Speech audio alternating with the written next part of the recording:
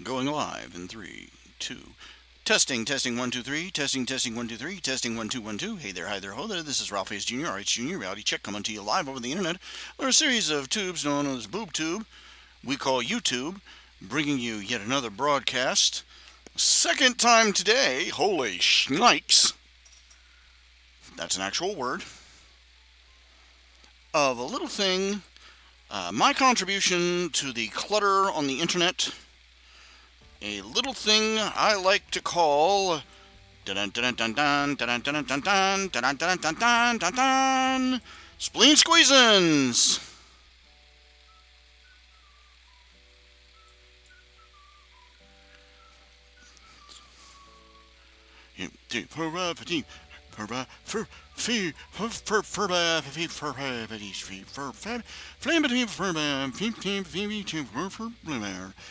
Doom, zoom, ba-doom, ba-doom, ba-doom, boom, cha-cha, ba-doom, fast, ha, boom, ha, wim, pom, pom, pom, pom, pom, pom. Hey, 2, 3, 4, 1, 2, 3, 4, 1, 2, 3, 4. I don't know how to count anymore.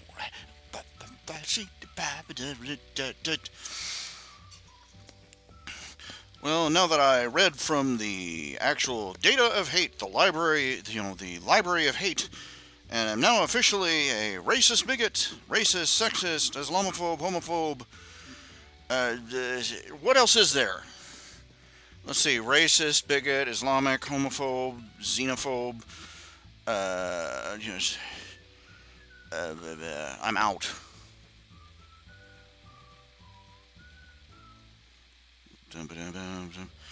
This stupid thing is still not looping properly. Okay, I get the image slideshow almost working, and then it's I've got like 1,000 images in this animated background, this image slideshow it's supposed to have, and it stops after like 12. Explain yourself, OBS people. I'm going to leave it on a while for just for a change of pace, different background. Maybe I ought to draw a little graphic of myself, so I can sort of stick my face up in the middle of the screen. All the pictures and drawings I have of me are like 5-10 years out of date, and it's been a serious 5-10 years. Let me tell you, I'm not kidding you. My hair is pretty much completely white. My beard is pretty much almost completely, well, not white. My hair is gray, but my beard's almost white, and I'm starting to lose a front tooth. It's chipped away, half a tooth. Just I'm gonna look like welcome to the hills. That's what I look like now. Gap on my I look like a real intellectual. Let me tell you this. I hate being the grandpa. I never got to be the young rebel. I never got to be, the young buck. The young adventurer. I never got to be any of the things. Uh, I never got. I was 1 year a college student, and I was clueless as a 12-year-old. And I never got to be the spring break college kid. I never got to be the young adventurous 20-something. Or the 30-something, and I never got to I never even got to be the cool old guy. I wanted to be anything but what I became, and here I am, a fat old. I'm being the grandpa. They're going to bury my grand nieces and my nieces and my grandniece they're going to bury me, and he told funny stories from time to time. We don't I don't remember him much, but that's going to be my epitaph. That the best thing they can remember about my pathetic life was that I occasionally made funny faces at the kids.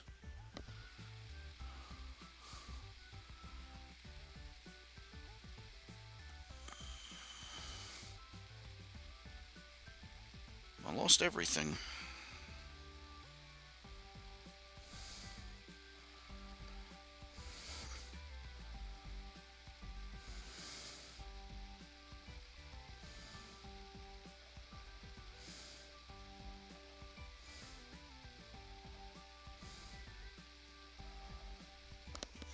This is why my faith is, so slapped in the chops lately. It occurs to me more and more that it seems like the punishment always comes before the explanation.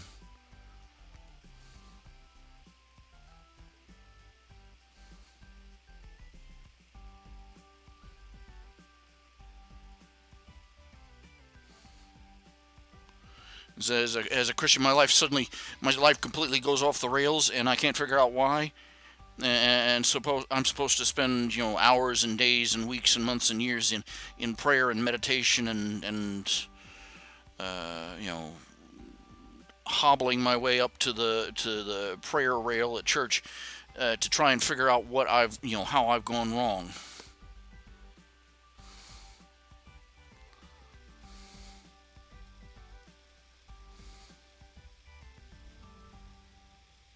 Hey, if you don't want to hear somebody talk about the hard times they're having with their faith, you don't want to be listening to me. I'm not one of these Christians who always talking, about, oh, I'm so blessed, I'm so blessed, and they give you that creepy Stepford smile.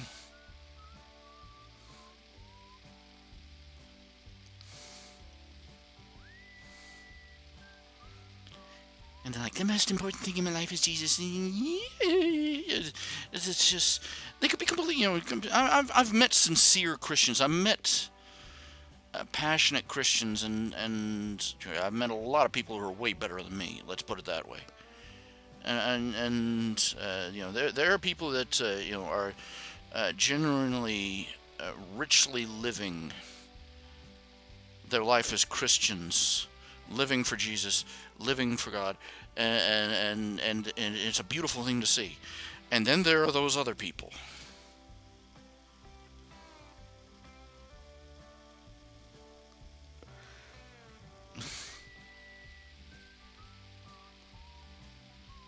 and you just kind of go, okay, yeah, yeah, and you're sitting there with wide eyes and that Stepford smile. Here, let me just, let me just,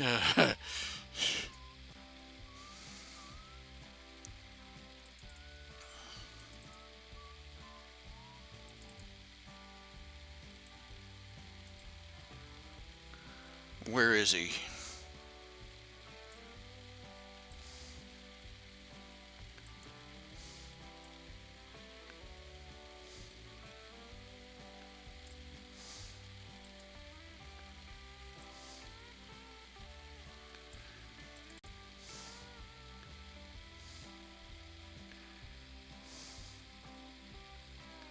He's one of these people that you look at him. He's like this.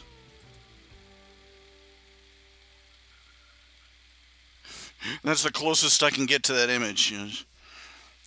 Or Smiling Bob from those penis enlargement pill ads. Just, or they're like Ned Flanders with a little slasher smile thrown in. Hey, I'm a bitter, you know, and I realized that I discovered, somebody put another Christian in touch with me, another Christian artist who's aspiring to be an animator, and they contacted me. Uh, uh, I realized a couple of things that I'm averse to working with other Christian, of other Christians for a couple of reasons. One, frankly, I don't live up to my own expectations as a Christian, and I don't want to have other people, uh, you know, just I don't want to have people get close enough to smell my bo. You know what I'm saying? I have a lot of issues, and one of the things I've noticed is I just never feel that I feel like a fake. when I try to fellowship with enthusiastic Bible Belt Christians, and it troubles me deeply. I know the Word of God, and I know what the Bible says, and I know who Jesus is and what He did for me. And I know that even as a child, I came to Him asking for redemption and salvation because I know I'm a sinner, and I know that He is the only way. And I accepted Him as my Savior, and I have been a troubled soul my entire life. But these people that they seem to have no trouble, and the Facebook phenomenon, I suppose. But the first reason I don't like working with a Christian, because I never am sure just how offensive I'm going to turn out to be to them. The you know the and Second of all, I really don't like the feeling of being a charity case to them. The first thing this guy said when he contacted me in an email is, "I heard you needed some help." Now, from what I've poked around, I followed up on him. I poked around I'm doing this animation. I'm doing such and such a project, and maybe we could work together. And I'm looking around. I'm poking around, trying to figure out, just asking questions from him. And I'm looking around on his website, on his gallery, and so on and so forth. Uh,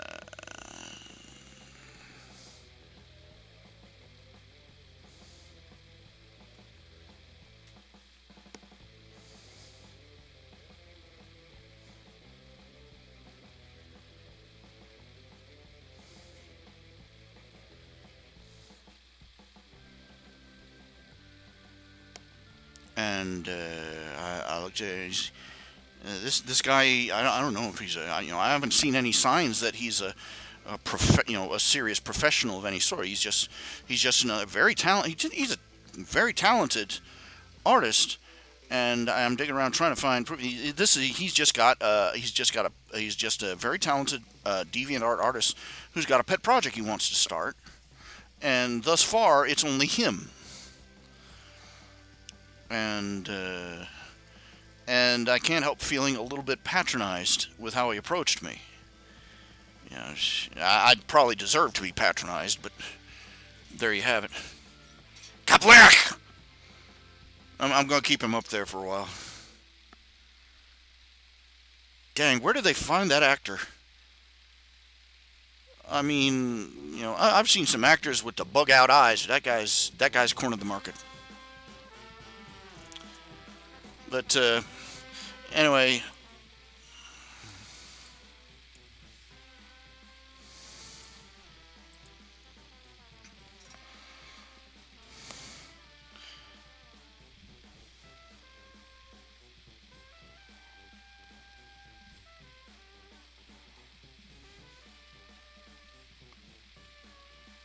and I've been shown charity by other devout professing Christians, and uh, let's see, I've had, there was a stretch back in my 20s where I was living in a spare bedroom with a couple of, and these people would do things they would. I come to find out later they're calling my parents and reeling off reports on me. You know, you're but one place I stayed, I had I spent a couple hours sitting in the living room playing some old Nintendo games with the kids, and next thing I hear, my dad's speaking me on the phone, scolding me for spending all my time doing nothing but playing video games. I'm like,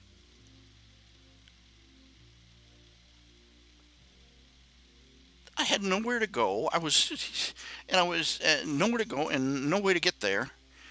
And they got mad because they got judgmental because I played video games. And then there was another lady. this was a long roundabout. I started working with a door-to-door sales company. Uh, Sleazy and cheesy, but they were the only job I could get. And the four, let's put it this way, the four of us, there were 4 or 5 of us living together in a house, and we could not seem to pull together enough money to keep the lights on or to pay the rent. And me and the guy that ostensibly owned the house ended up moving into a trailer with his mom.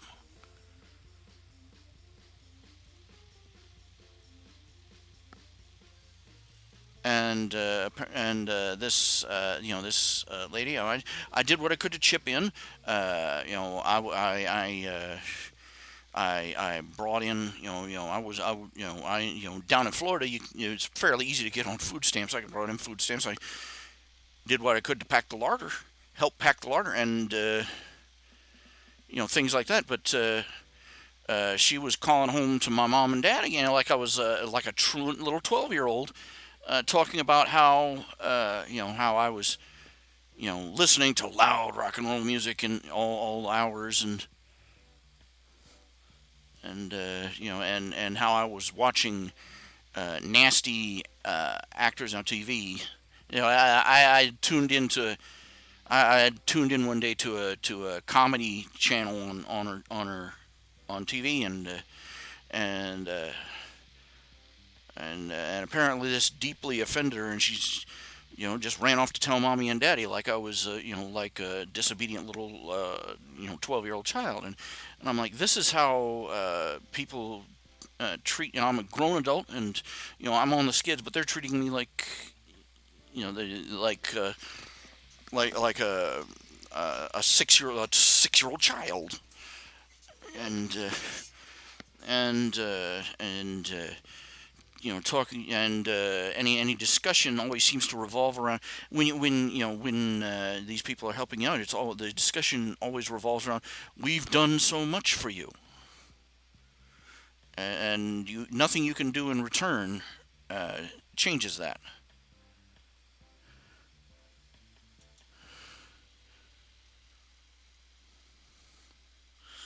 This is my personal experience. And for the thousandth time, I'll say it again. I screwed up my own life. I was I was immature. I was immature. I was ignorant. Messed up my own life in a dozen different ways. If I could beg God for one thing, yeah, I'd be begging Him to let me just go back to the age of like 12, so I could get a running start. I'd say 18, but I'd say better off to start at 12, so you have a running start at your teen years. So I could do all the things that nobody told me to do. To make a stable life. Nobody tells you you really need to get out of your parents' home. And can explain why. Nobody sits down and says, you were, you know,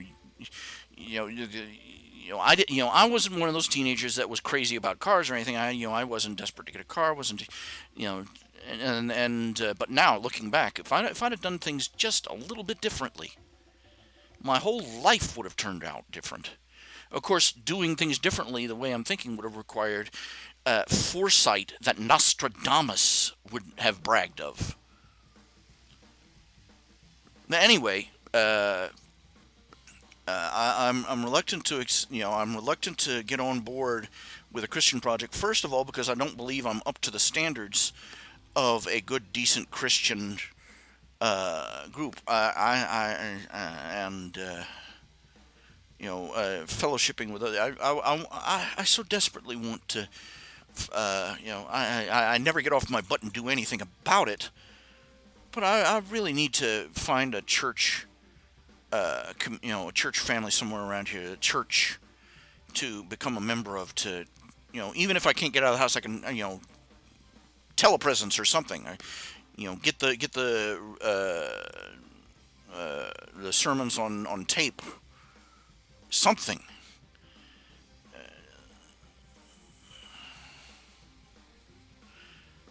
Because I have spent literal years alone with no real permanent Christian, no what they call a church family.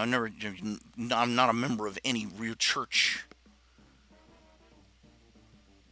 and my heart is as stagnant as a lump of lead, and and it's hurting me. And but I am hesitant to go, dive into a project with a devout Christian who is going to find me a horrendous spiritual disappointment to work with.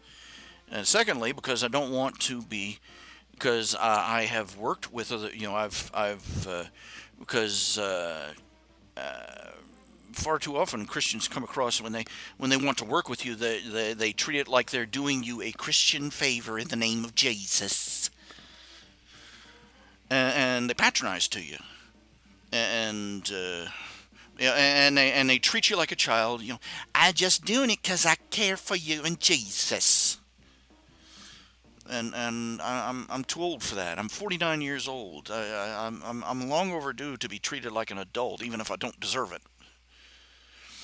Now, and third, this has been my experience. This has been my father's experience, especially, is that Christians.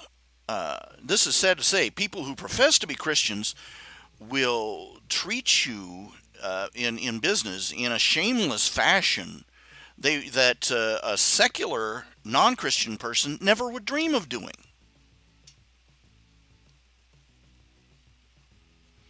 My father, he used to tell you, he would go in business transaction with you, and he would have these people. It's basically like the warning against going into business with family, only extended over a much broader range.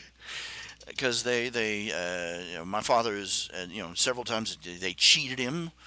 There was one church deacon who basically he was a used car salesman. I'm not kidding you. This guy was a living stereotype.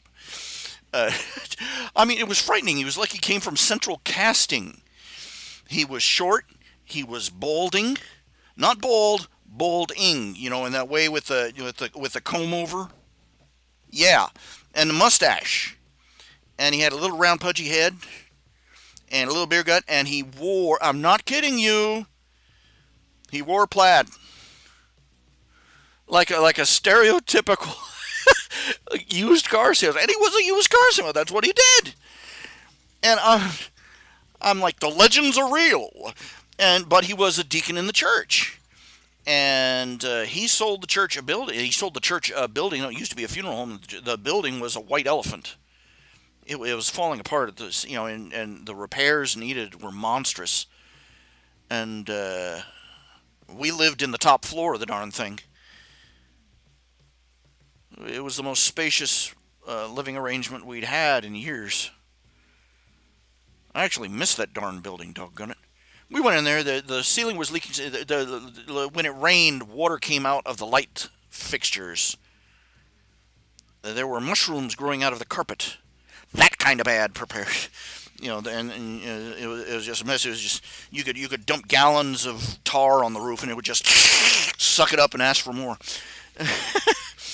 And it was an old funeral home, is what it was, with an apartment above, and rooms aside, and there was a embalming room that we used as one of the church Sunday school classrooms.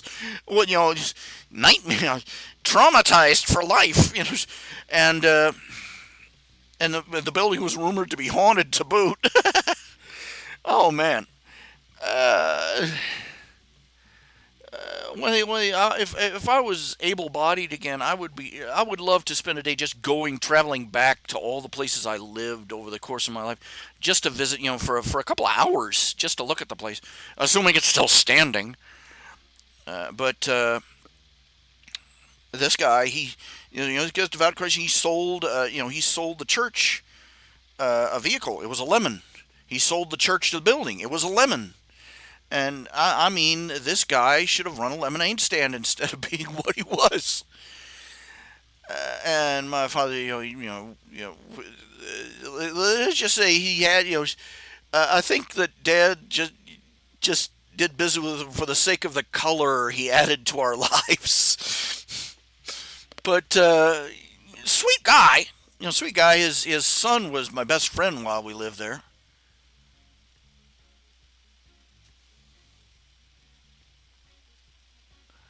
and his daughter was my sister's best friend. His daughter got my sister smoking. I found this out years later. But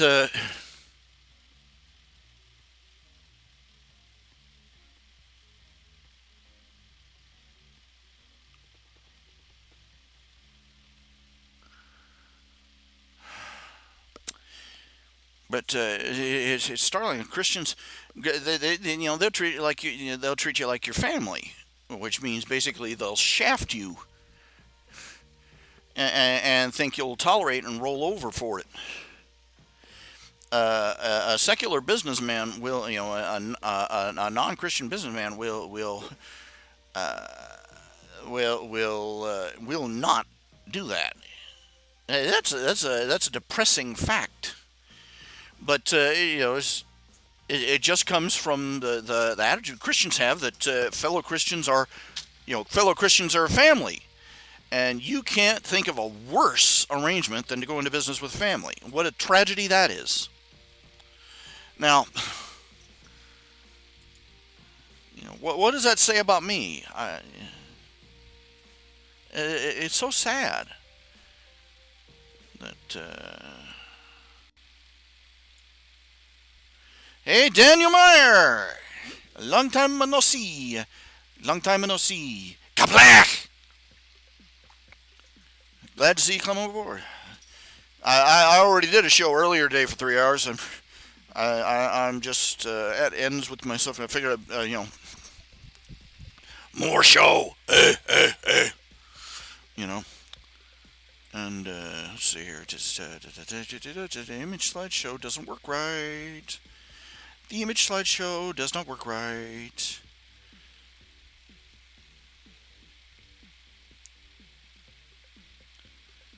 It's supposed to be several hundred images long, several dozen images long at least, and it doesn't work right. I don't know why. It's annoying. It's my life.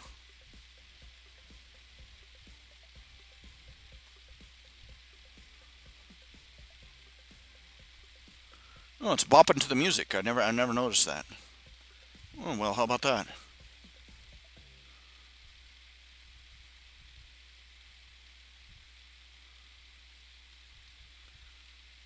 I never noticed it was bopping to the music.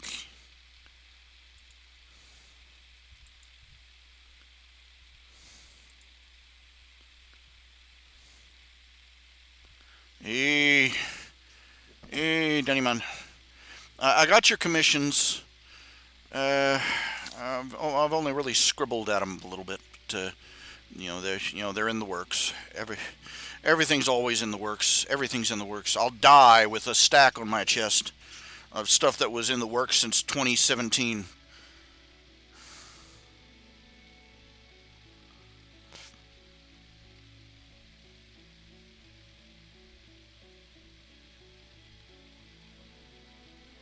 I was always taught that there was nothing, that it was shameful to start something and not be able to finish it. And I've got so many things that I've started, I may never finish. Some that I had to give up, and it sort of kills me slowly, inches at a time.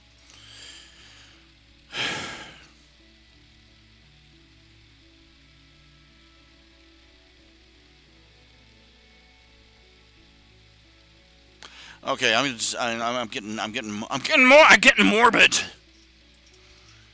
I should not be like this.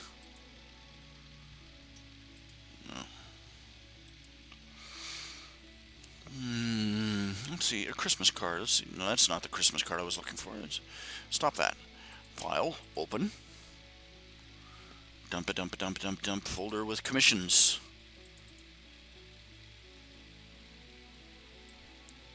Let's see. I got the DH nip and tuck. And okay, where is? Let's see. Cha cha cha cha cha cha cha cha cha. I really got to come up. I don't have a filing system. I have filing cabinets like it fits here. You know.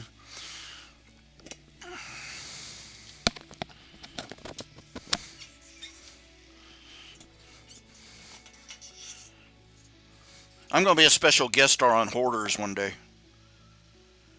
He can't even bother to get a really interesting pile of crap. He's Ralph Hayes, and he lives in a dump.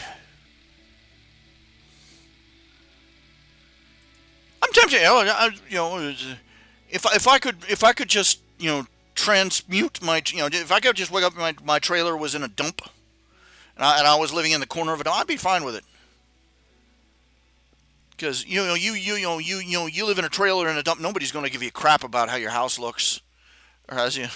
He's surrounded by a dump. It's an improvement. But let's see here. New folder. New folder. That's not old. New folder. Old Vic. You have your own folder, by the way, Mr. Meyer. You have a lot of files. Okay, Old Vic waterfall. Old Vic tickets. Old Vic anniversary.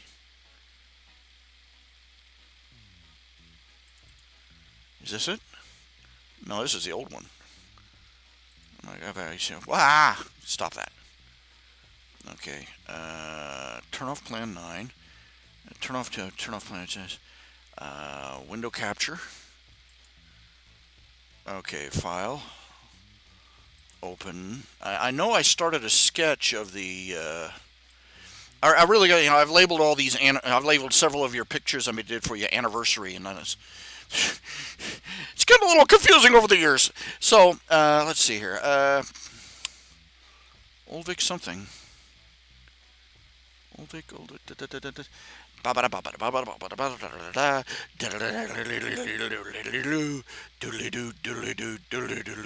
don't have it in the right file. I do not have it in the right file. It's no good.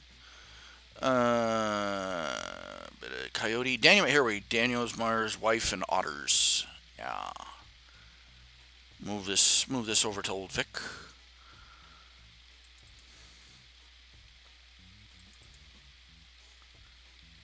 Oh wow. You can see the detail.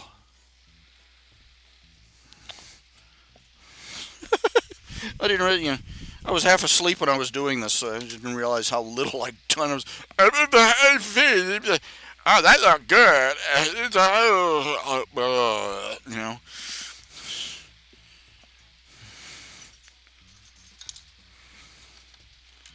Okay, let's see. Where's my stencil? I hate it when my stencil walks off. Ow! And I just dropped my tablet on my toe.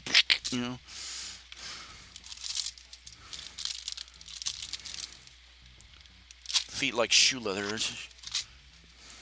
I can jab and poke and drop things on my feet and not feel it. But if I step on something as so much as a pebble, stabbing pains. No, it's not here. Oh, this isn't good. Okay, if I don't find this, I'm not going to be doing too much work at all. Something got stuck in the electric fan. There we go. Haha. Why is everything electronic black these days? You ever think about that? It used to be everything was a sort of a beige white sort of color. All the computer desk, the computer, the keyboard, the monitor, everything was beige white. The screen was green there, but everything else was beige white. And then suddenly, sometime in the 90s, everybody started making everything in black cases. Now you can't frickin' find anything.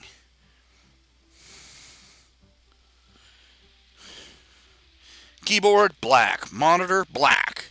Mouse, black. Tablet, black. Earphones, black. Cords, black. Stylus, stencil, black.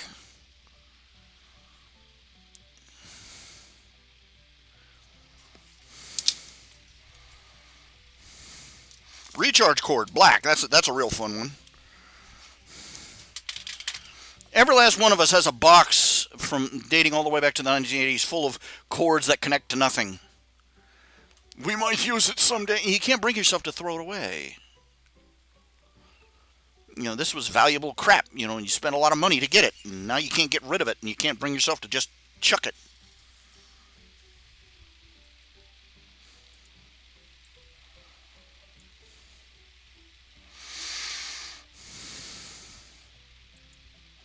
Oh, the lifelike details.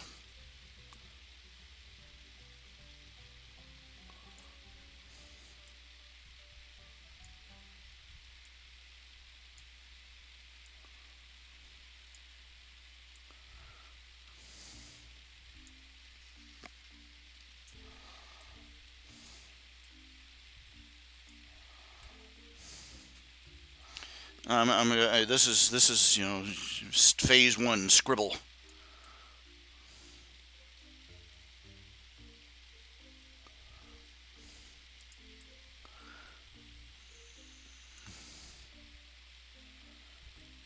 And apparently having everything running in the background is slowing me down. I'm going to turn off plane 9 so that I can, yeah, there, that improved everything.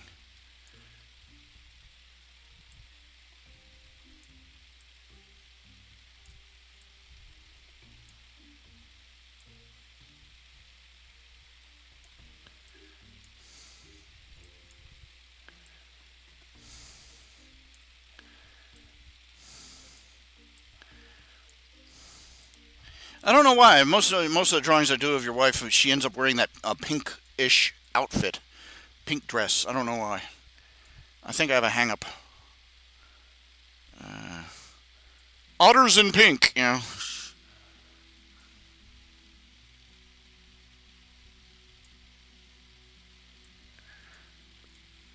Why do you associate otters with pink? I don't know.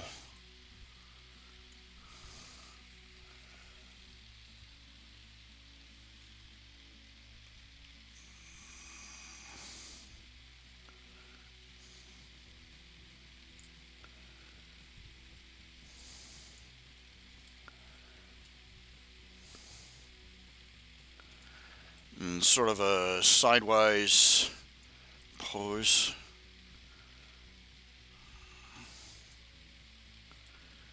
With the otter tail.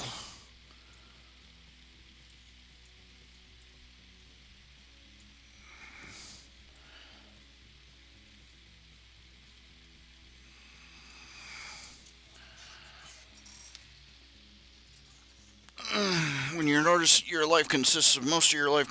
When you're a cartoonist, most of your life consists of ways to find shortcuts. Now you look at cartoons, comic art. Most cartoon characters have only 4 fingers because it is a colossal pain in the ass. Pardon my language, but it is.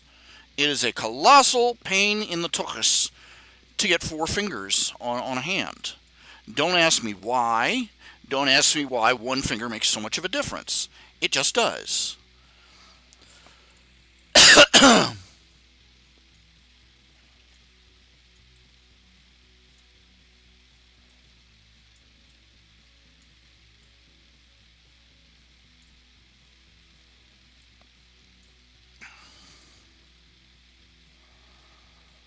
I've also noticed I've taken a close look at a lot of cartoon character cartoon style hands, and even the ones that are fairly detailed, with a lot of action and a lot of carefully rendered detail to the hands. They only have two joints in the finger instead of 3. You look at your hand, pick up your hand, look at it, and you'll see that there's you got the knuckle and the middle joint and the final joint, so 3 there. But most animators will draw them with just 2, the knuckle and the middle joint. That's more than enough for for them to flex their fingers and hold different poses and all that. But it's just a thing I've noticed. I started paying attention once in a while. Started looking at other people's work. trying to pick up a few tips, a few how tos.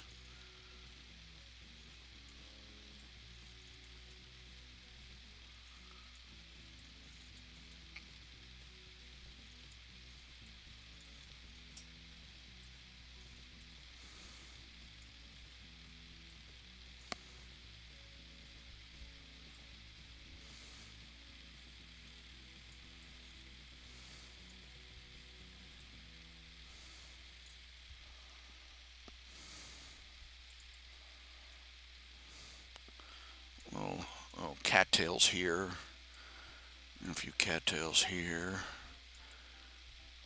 A lily pad maybe right about here.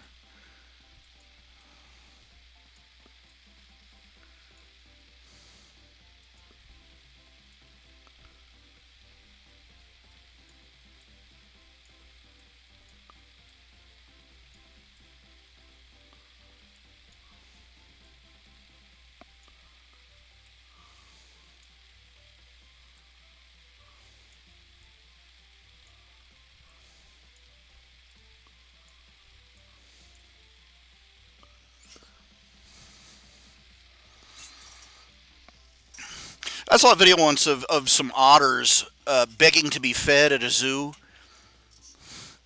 There's like a dozen of them, all standing at the edge of their habitat. Right on the edge of the drop off into and they were like, they were squeaking like squeak toys and bouncing up and down. They looked like pistons and should they just, it was adorable. It really was. And the people who were filming, they'd walk down, and then all the otters would run down there and they'd start up again. Week, week, week, week, week, week, week, week, week, week, week, week, week. Throw it over here. Week, week, week, week, week.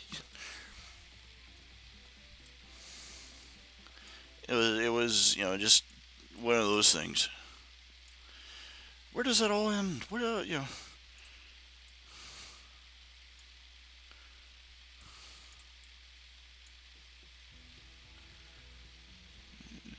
This is me, deeply troubled, because there are days I goes, what does it all mean?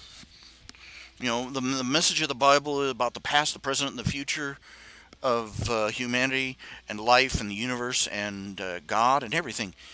But in the end, you learn the entire story from the beginning of Genesis to the end of Revelation, and still there's a part of you that goes, what does it all mean? What was it all for? Why did God uh, take this tremendous, what seems like to me like a tremendous detour,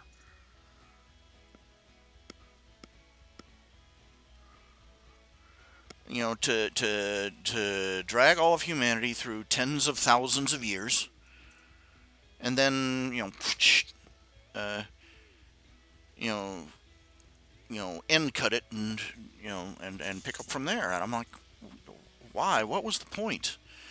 Why? What was? And it leaves me at a loss.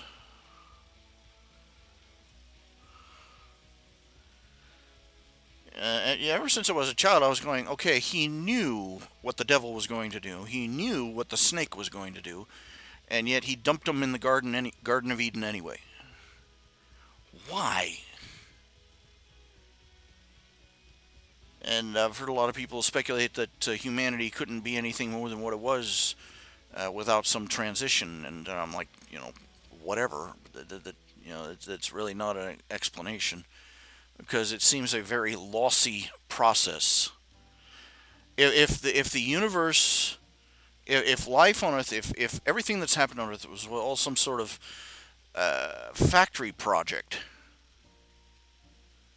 to produce the human race that he wanted, then it's a monstrously lossy system with who knows how many, maybe 80, 90% of humanity ending up lost forever. You'd shut down a factory that ran like that. 9 out of every 10 cups that came out of the paper cup factory is unusable and had to be thrown away to be burned. I'm like, what? Come on. It's, And there's always been the question: God is so perfect, yet every time he makes something, it rebels against him. And I'm like, again, this confuses me. Perfect God creates a perfect universe, perfect world, perfect angels, and a third of those perfect angels promptly, followed Satan in a revolt against heaven.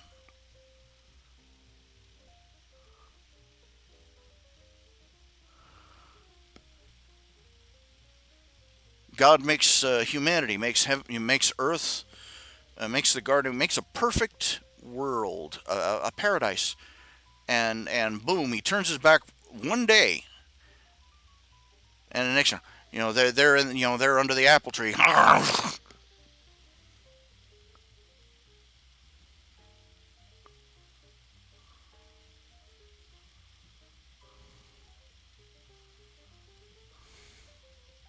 and that's when everything was supposed to have been made perfectly.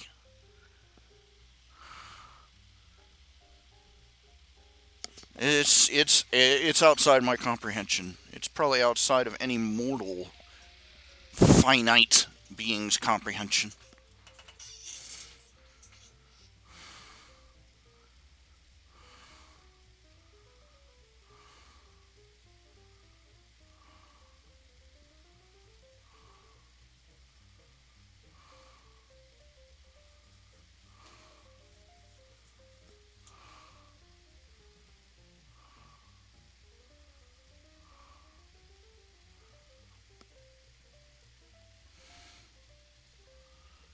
Of course, the theology of any other religious belief or religious system is about 10 billion times worse for ridiculous, contradictory, and outlandish questions.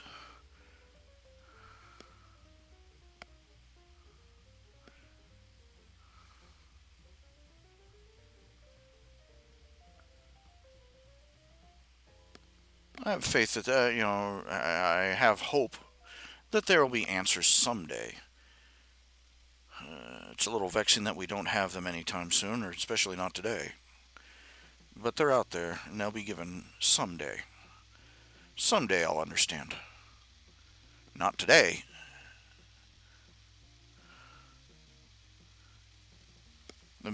Makes me think of, you remember Alf?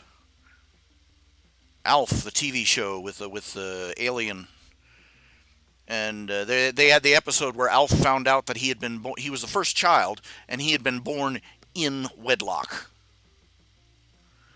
And in his culture, that was scandalous, and and he was traumatized, and the little kid is asking the father, you know, why is Alf so upset? And he says, he tries to explain, and it doesn't make any sense. And he says, you'll understand when you're older. And the kid goes, when, how old? And he says, older than me, because I don't understand it either.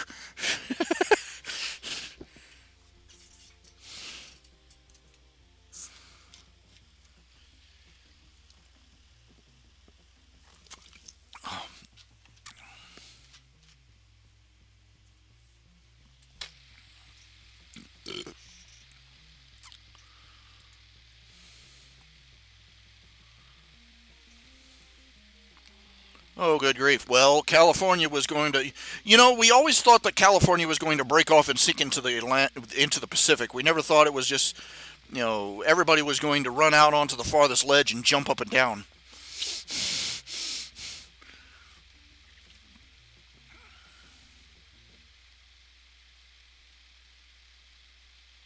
So California and Philadelphia have decided to release prisoners and refuse to prosecute nonviolent crime. I remember I saw a video on YouTube a little while ago. Black couple, big surprise.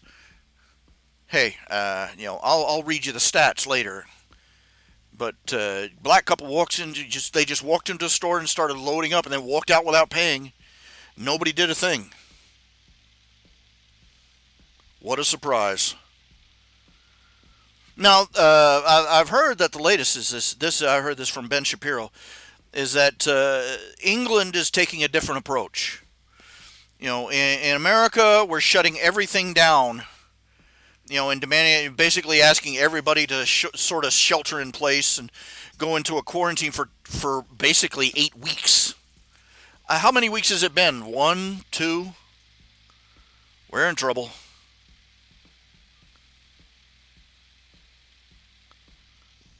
But anyway, we're all, in America, we're shutting everything down and everybody's bunkering down until this, disease wave passes. What the British are doing is that they're basically saying that the old people need to quarantine themselves and everybody else just go about your business.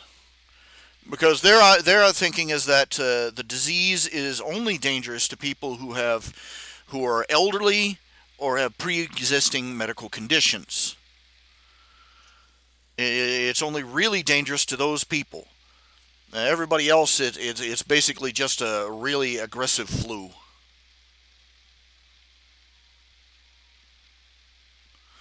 And they say it's far simpler to have everybody over 60, bunker down in their houses, until this all passes, until the disease runs through the rest of, their society, the rest of Great Britain, and deal with it that way, rather than shut down their economy for 2 months.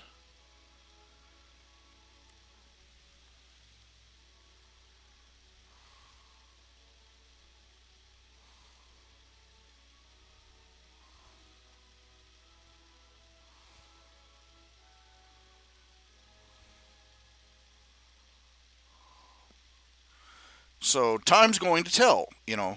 Both America and Great Britain have responded quickly. And we responded in the first few days of the disease.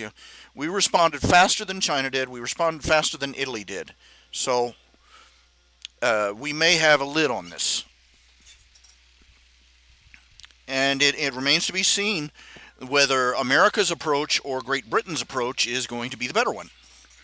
And this is going to have an interesting impact on our society either way.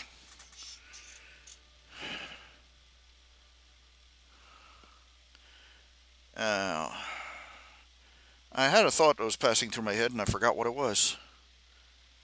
I think, and then if I get, yeah, but Tempest Fugit. Mm.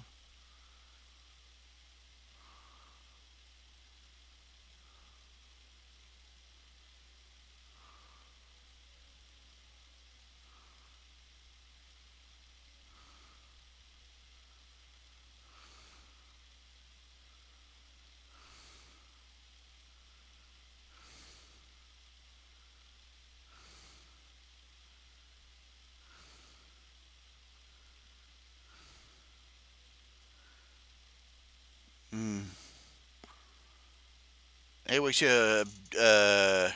it's having a very interesting knockback effect on a lot of as I said before, clownfish TV. They've been following. They really follow the comic book industry and the entertainment industry and so on and so forth. And basically, they were putting. It's having a knockdown, drag out effect on Disney. Disney was already in trouble before the quarantine, before the epidemic started, the pandemic started. They, they had bought up Marvel Comics, and Marvel Comics has turned into a real stinker. They bought up Star Wars, and Star Wars, has bombed. The latest trilogy is bombed, and their Star Wars uh, stuff that they've built into their entertainment in their parks is bombing. And they've bought up tons and tons of businesses and stuff that are really, going turkey, and they they were already starting to sell stuff off when this epidemic hit, and they recently had to borrow Disney had to borrow $6 billion with a B, $6 billion from its shareholders. Just try and keep the boat from leaking any worse. And basically, all their bad business practices are starting to come back to haunt them, all at once. Their ridiculously high prices, their poor decisions about what projects to greenlight, pandering to special interest groups rather than working to provide the product for their customer base. The whole 9 yards. It's all exploding in their face. And because Disney is, gobbled up, Disney was in the process of literally gobbling everything up in the entertainment field, and several businesses that have nothing to do with entertainment, and and now they're coming apart at the seams. And this looks like it might very well be the end of the Disney Empire era. Their parks are shut down. They're having to they're delaying or shutting down movie and animation projects entirely.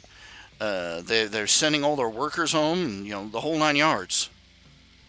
And the comic book industry is getting the backwash of this too, because Disney bought up Marvel, and Marvel Comics is stinks on ice right now. Yeah, there's Marvel Comics spent all its time getting woke and going broke, and so now we're seeing, it looked for a while there, for about 10 years, it looked like every major corporation was going to be bought up by one or two companies, and this mess. It's just accelerating what it was already happening, but it looks like it's going to bring this mega glomco corporation era to an end. And good riddance. We hardly knew ye.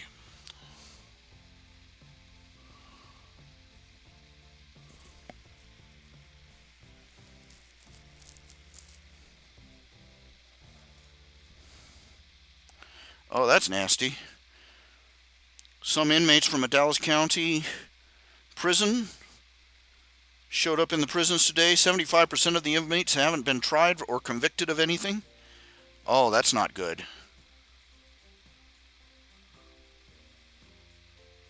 They're probably going to end up stuck there anyway.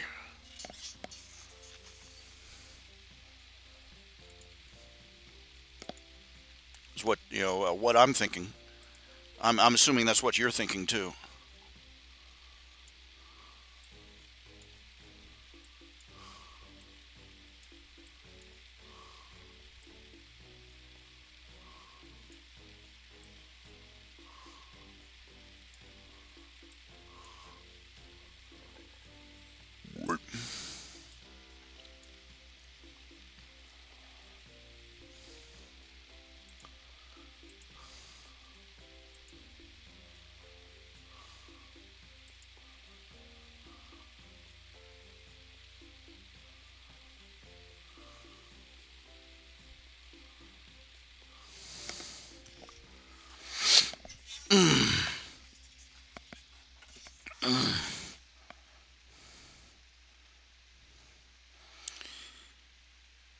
Every time I hear, every time this just, I have no idea why this crosses my mind. Probably the sexy otter wife and the transparent negligee, uh, but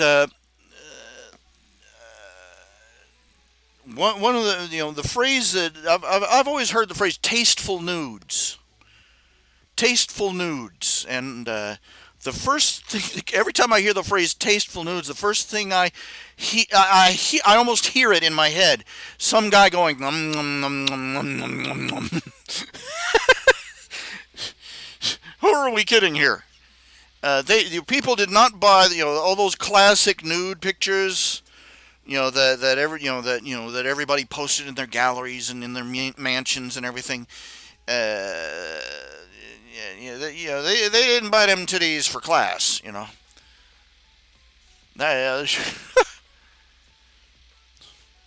They, they got it, basically they got all that stuff, all those statues of naked women and self, and all those paintings of naked women and all those portraits of naked women. They got it so that they could, say, I can put naked women all over my house and nobody can say a thing because I'm rich. Tell me that wasn't what was going through their minds. Tell me that wasn't going through their minds. Of course, what were they thinking when they hired Leonardo da Vinci to paint that it was Leonardo da Vinci that painted the Sistine Chapel.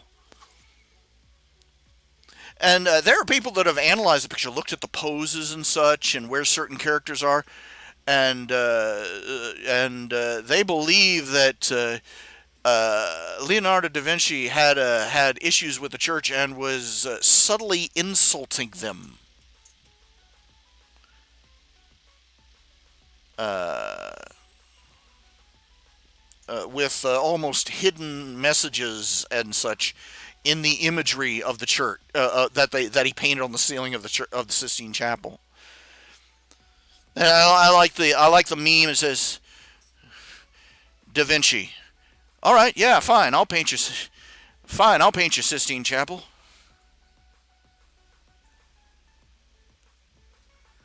And he walks away. Gonna have naked guys with their dinglings out all over it though.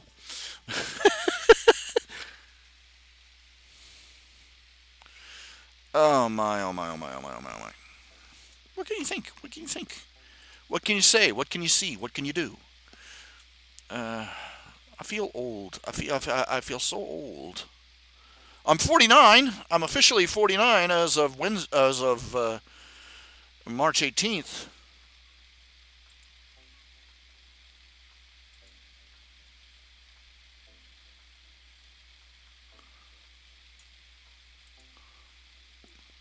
You know, I almost wish I could, just push it up one notch and say that I was 50.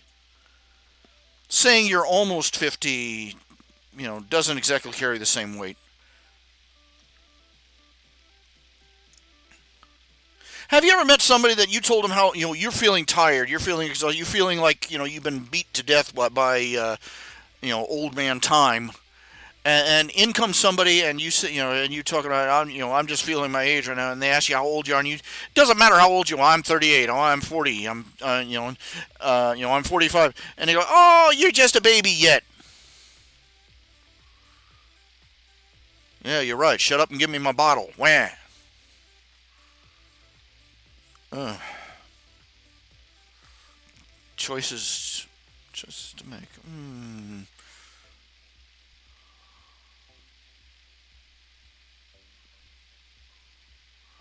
I wonder if I can get this Plane 9 updated. Get some more, get some more stuff put in it. It starts to get repetitive with some of the screensavers. It pops up and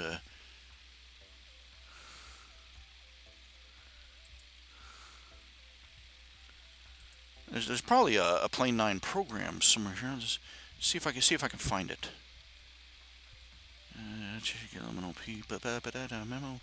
NetTalk, OBS Studio, OneDrive, OneNote, OpenShot, Paint 3D, Plane 9. Configure Plane 9.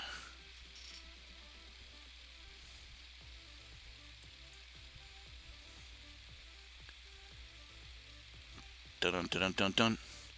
Ha ha! Ho ho! Hee hee! I've selected everything.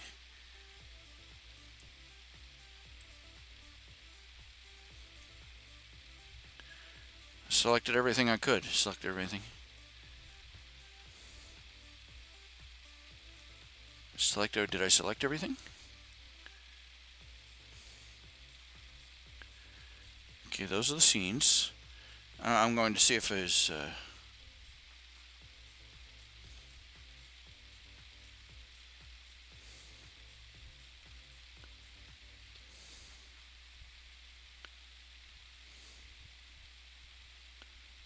playlist. I have no idea what a playlist is. Options. Randomize next scene. Minimum scene time, maximum scene time. Processing scene probability.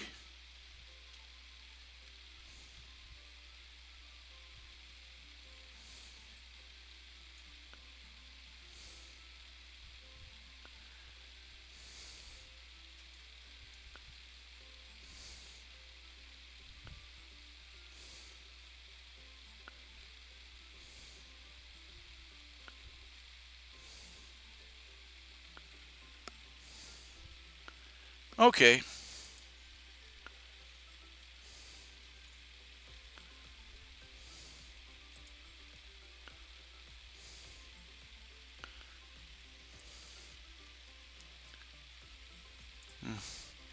I really need to see if there's.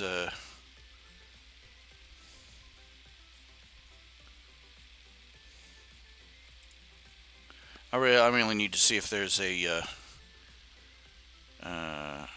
new upload or something. I'll have to go to their website, figure that out.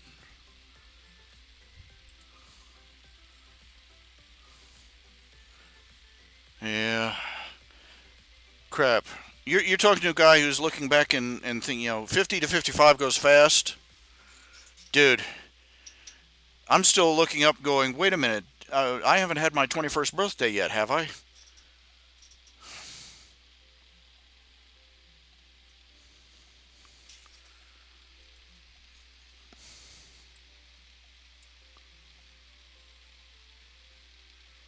Stupid thing, what is it doing? There we go.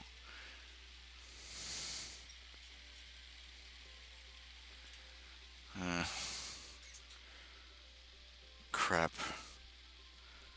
I was saying earlier, I hate being the old grandpa age.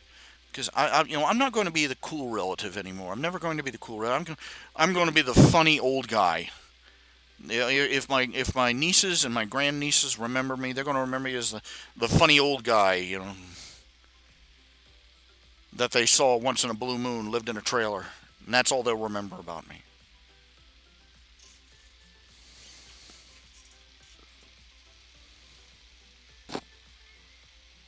The man who did the full, complete pull my finger joke the last time we visited. That's going to be me. Yeah.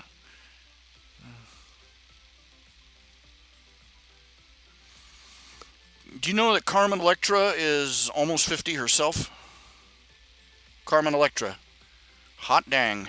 And she still looks like a brick outhouse, man. Ho, baby.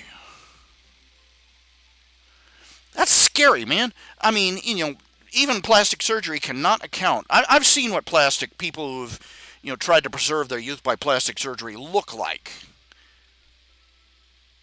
They look like they look like one of our congressmen. Uh, but they're the people in Hollywood. I mean, like Sylvester Stallone, Arnold Schwarzenegger, the entire cast of The Expendables, basically. They're all old enough to be grandfathers. Some of them great grandfathers. Sylvester Stallone is 70, 70, and he still looks like he could break me in half like a breadstick. That's astounding. And let's face it, Sean Connery. He may be white haired and white bearded and bald, but he could still walk up to any woman and she'd be like, "Take me now." I'm very pleased to meet you. And you got these women, no, there's no way that they got that way by stretching their face, walking tippy toe, as the joke goes. Got so many facelifts that their nipples are up under their eyes. Uh, no, these women, and plastic surgery. I've seen pictures of what the aftermath of liposuction and all these other things that they can do. No, it looks fake, and you can tell. Uh, uh, you know, back 20 years ago, I suppose people were fooled by silicone boobs. But something about it is that I don't think the technology has improved much. I don't know because it seems painfully obvious to me now. And you see these women that they're still they still got a body you could bounce a quarter off of at the age of 40 or 50. Me, I look like somebody dumped me out of the back of a dumpster into a vaguely human shaped skin.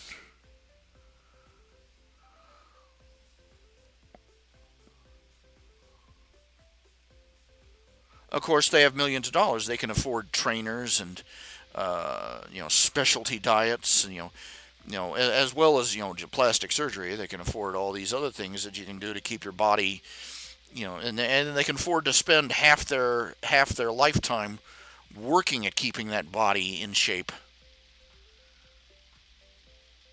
The rest of us have lives. I hear that a lot of the Hollywood actresses and actors they're starting to flip out. They've had to self isolate like everybody else, and that sudden void of human attention has made them go a little balmy.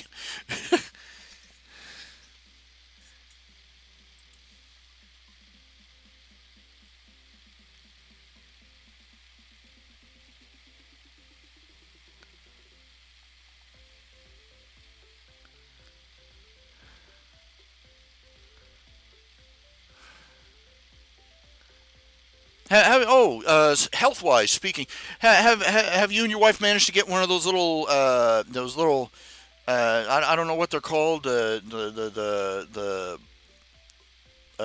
blood monitor, sugar monitor thing, where you just beep, scan your arm to tell whether what your sugar level is.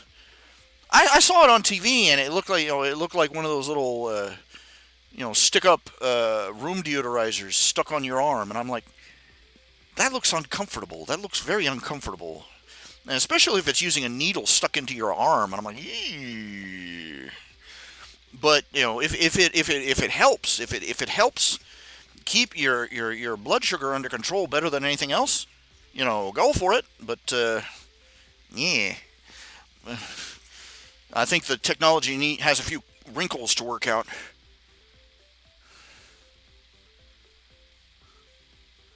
Oh, great! I'm glad to hear that. If improvements, technology marches onward.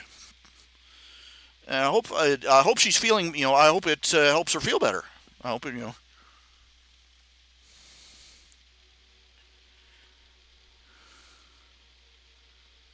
You still got any doctors telling her it's a lifestyle problem? Good to hear that it works. Good to hear that it works. Yeah. As soon as they reach a point where they can make a little, eventually they'll reach a point where they make a little teeny tiny implant that they put under your skin permanently, and away you go.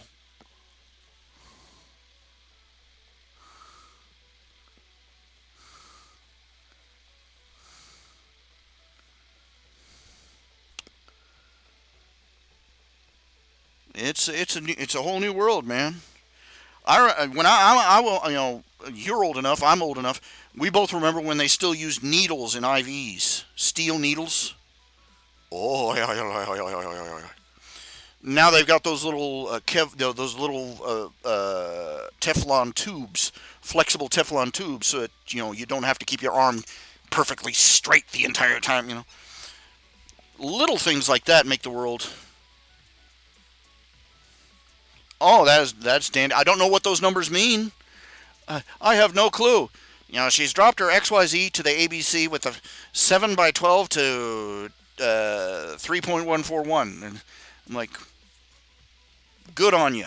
So, but I'm assuming it's totally normalized. Great. It's normalized her cholesterol and dropped her A1C from 12 to 7. Well, rock the Casbah. Hooray.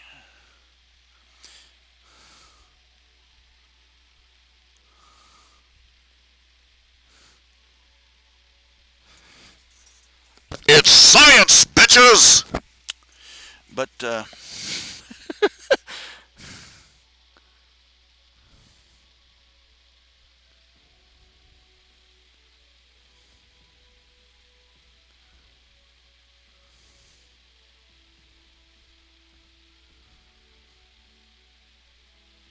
oh, A1C is your average blood sugar. 4 to 6 is normal.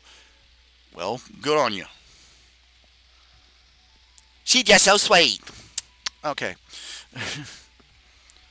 She's an otter pop. No.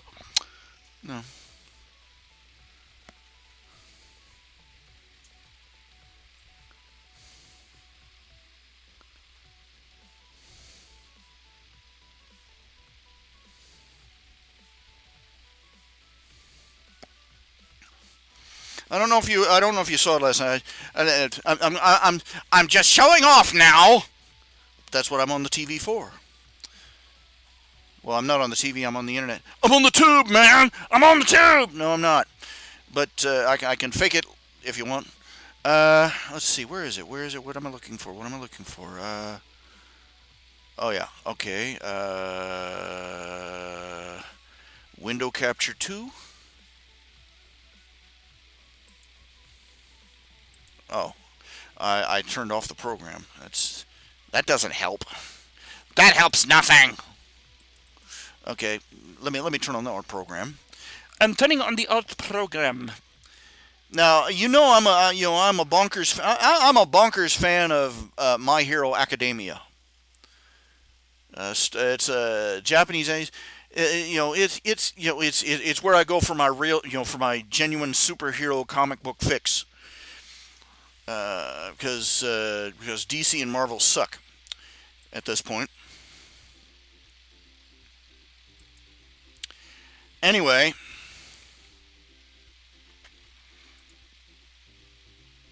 uh, My Hero Academia. I'm showing this. I showed these off at the last, yesterday at the last, and at the. I think I showed them off yesterday or at the last show. Well, one of the shows. I showed it off at one time. This is something that scratched it out in a few spare minutes, and just got in my head, and I had to. I've been writing, and I'm a big fan of My Hero Academia. Don't know if you know about it, but basic summation is that it's a world of superheroes, and the main character, Izuku, is one of the few people in the world born without a superpower. Most people just have little piddly powers. A handful who have really cool powers go on to be superheroes. Go to superhero school, get a superhero license, and go out and rescue kittens from trees and punch bad guys. Well, anyway, all Izuku wants to be is a hero, but he has no superpower. And he runs into the world's greatest superhero, All Might. He's basically Superman crossed with Dudley Do-Right and Captain America, dashed in on the side. And he's the greatest hero ever, and Izuku does a heroic deed in front of him, and All Might is so impressed that he makes Izuku his prodigy, his understudy, his replacement, because it turns out that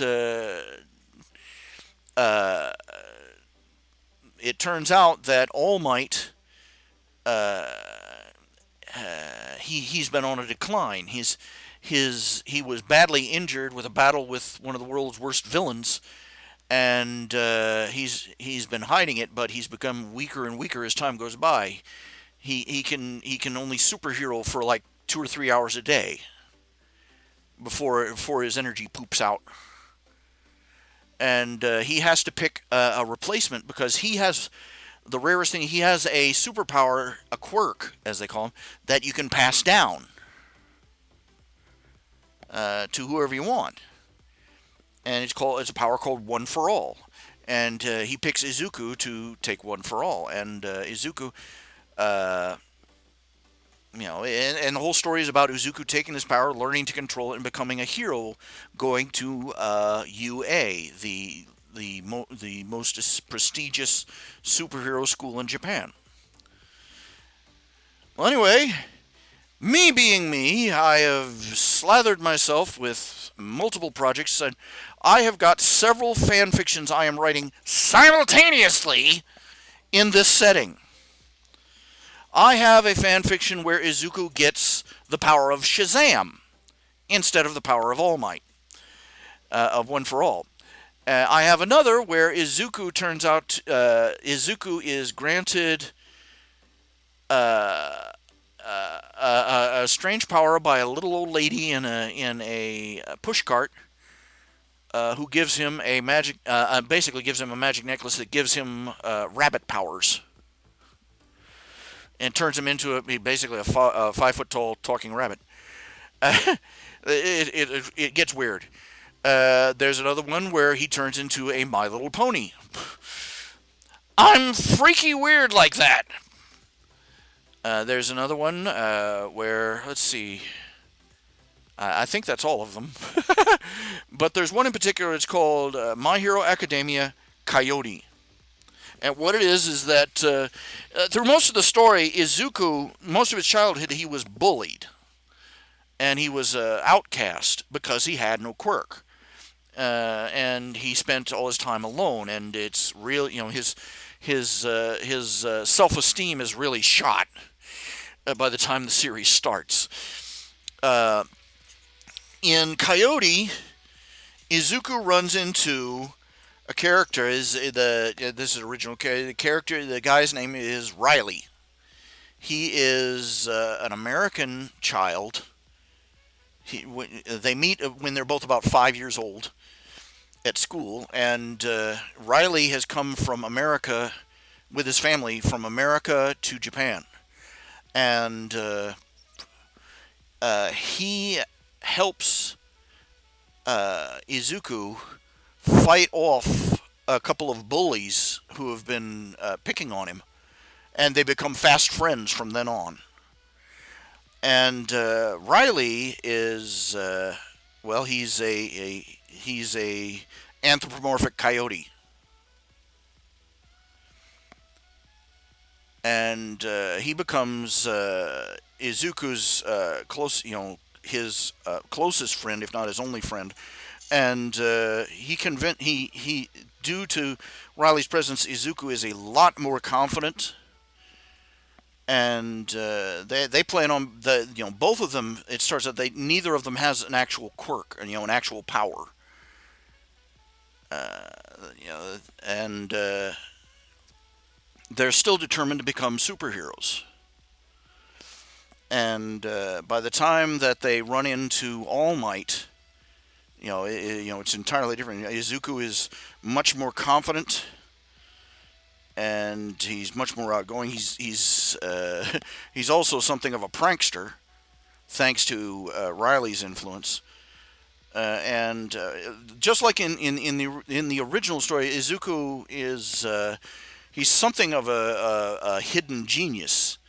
Is that he's got a natural talent for analyzing people, superheroes, and villains, and their powers, how they work, so on and so forth. And he's got entire collections of notebooks on superpowers and heroes and such, and their abilities and their weaknesses and what he suspects how their powers work, that sort of thing. In Coyote, that's up to 11 because, again, confidence boost, and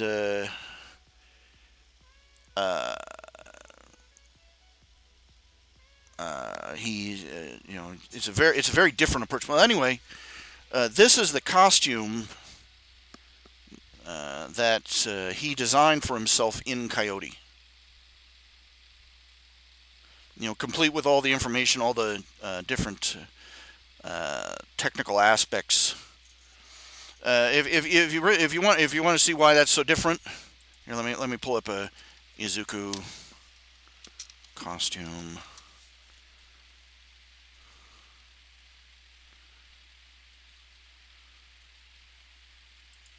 This is tremendously sad. I'm not kidding you. This is the costume that Izuku designed for himself in the original anime.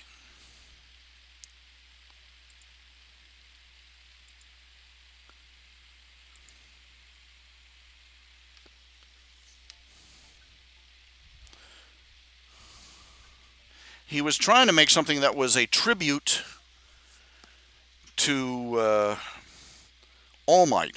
All Might has these feathers of hair that arc up over his head, and he always has this perpetual smile on his face, and well, this sadness is the result.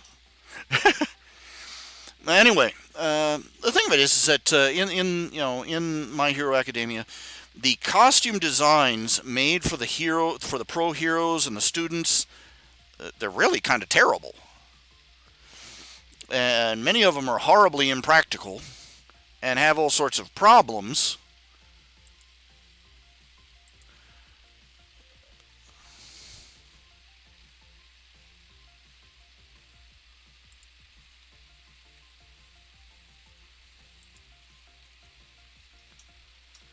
And so one of the things that Riley and Izuku do,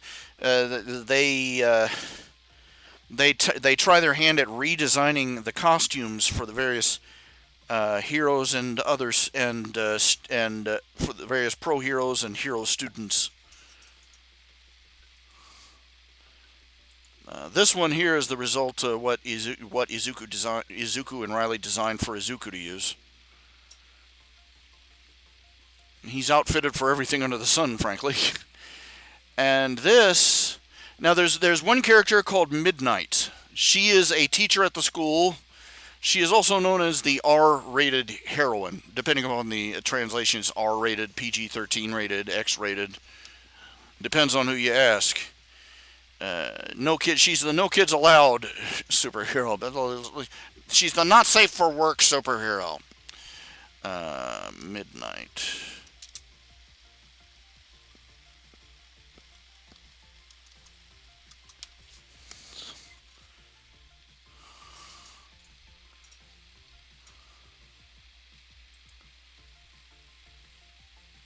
This is her original. This is her actual canonical original costume.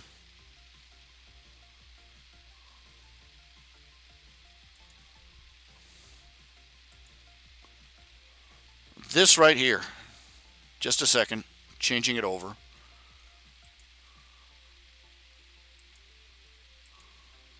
Why isn't it showing?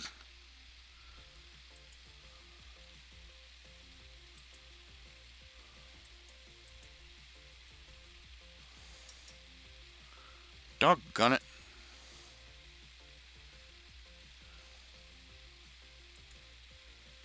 That's her original costume.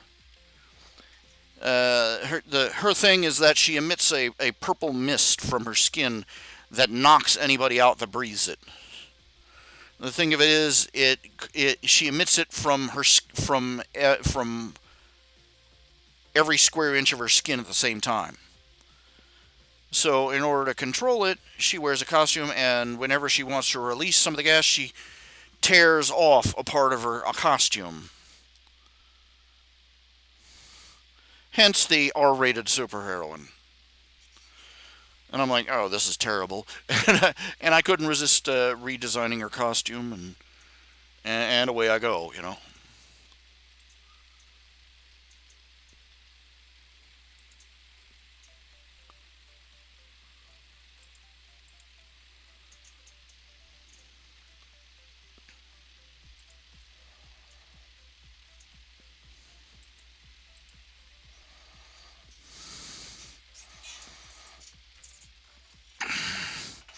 Again, with notes explaining every single change I made. This is me. This is the life of an obsessive compulsive fanboy.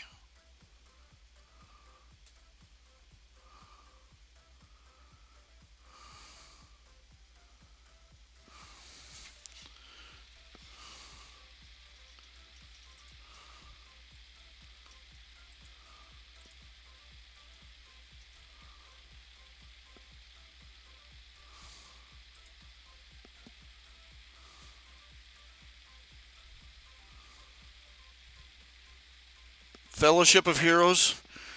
I don't know. Probably not. Fellowship of Heroes was my attempt to basically make a religious Sunday school comic book. They do exist, basically, and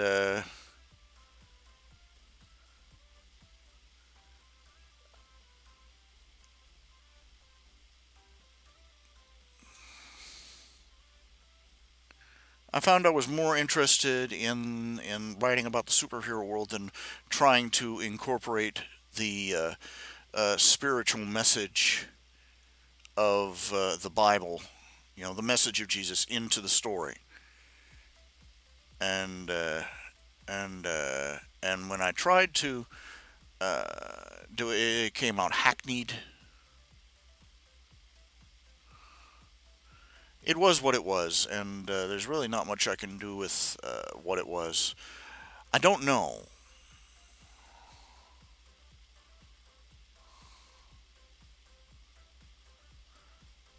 It would be a very controversial comic book, even even if I didn't focus very much on religion or spirituality or theology. It would be a very audacious comic book in this day and age because it would be about a superhero who was overtly Christian and who had the audacity to wear a cross on his chest.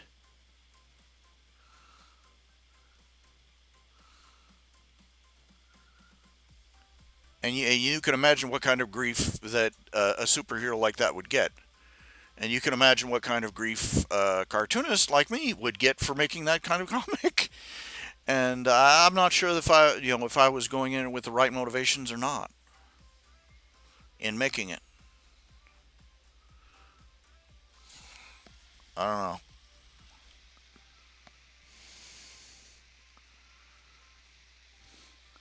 don't know. I'm not thinking. These guys. I'm not going to do any crossovers with My Hero Academia either. Not with any of my own works. No. I've got fan fictions I've done, but no, we're not going there. No, not going to do that. The Fellowship of Heroes is not set in the world of My Hero Academia. Just get that straight. Right from square one.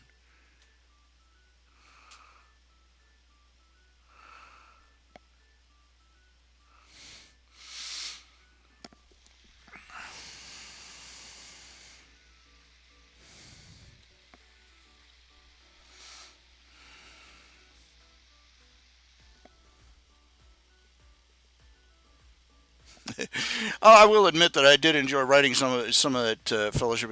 My favorite scene was when he had to confront that AWOL military type with an army battle suit. The guy smacks him through a wall and into a parked car. He climbs up out of it. He goes, "Hey, Sergeant Snorkel!" and barrels into the guy. And I'm like, I still get giggles thinking about it, and I wrote the line like 10 years ago.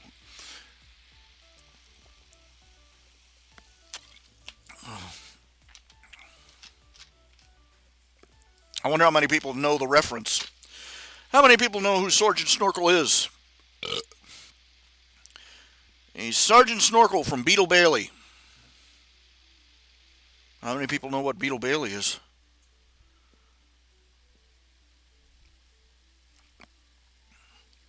Have you looked at some of the newspaper comics lately? Have you ever looked at them? The jokes, after so many years, there's just no snap to them. There's no life to them. The jokes are, they're not ribs tickling funny. They're just, yes, ah ha ha, that was amusing. You know, is that they crank these things out 7 days a week uh, for 20, 30, 40, 50 years. And, after the first 10, 20 years, the jokes are, just, technically funny. You know,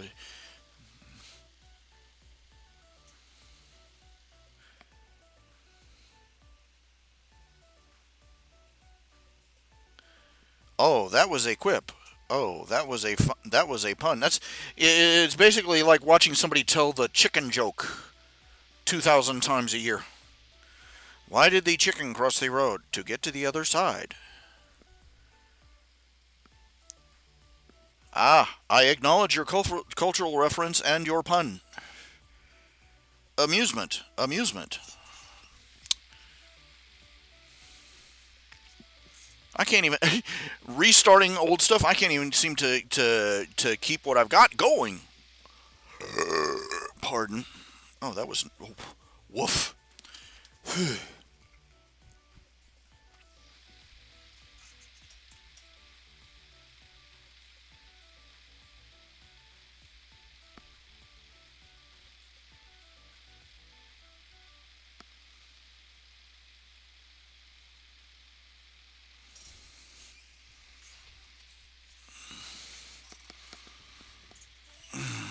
Feel old and fat.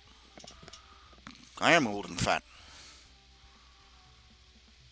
Also feel gassy. I am gassy, so I see a trend.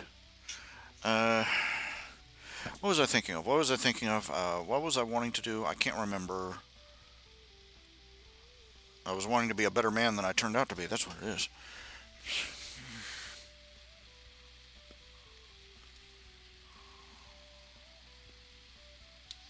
Excuse me a second. I gotta go. Just ointment. I gotta put on my toe. Itchy toe. I'll put up some aloe.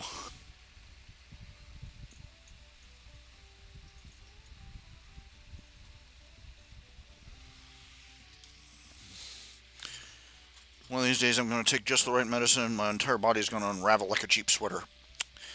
Uh,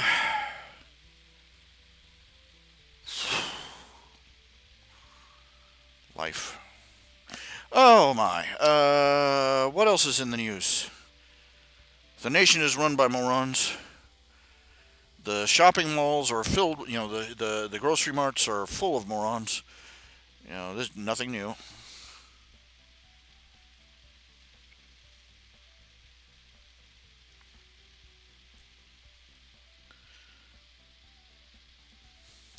They have. Let's see. Just correct something here. Just turn that off. Just turn that off.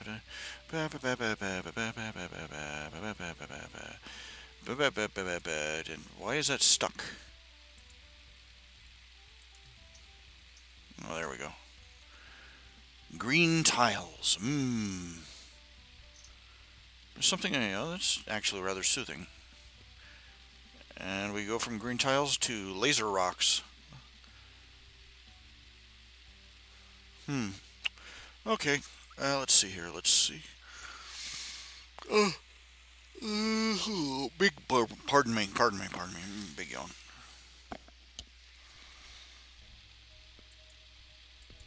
I think I started writing My Hero Academia. I started writing Fellowship of Heroes basically because I wanted to complain about the state of comics as they were at the time, and the state of comics has gone so bad that it's beyond parody anymore.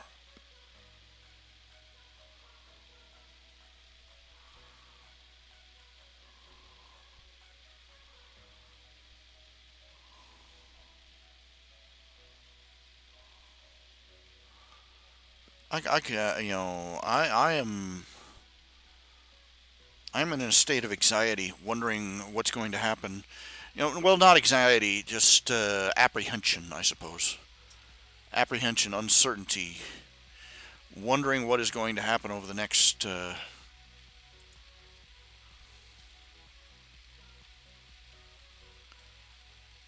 over the next couple of months. I mean, we're supposed to continue. From what I understand, we're supposed to continue this quarantine state of affairs for 8 weeks total. And I don't have to be a genius to figure out that the country is not going to be able to hack that.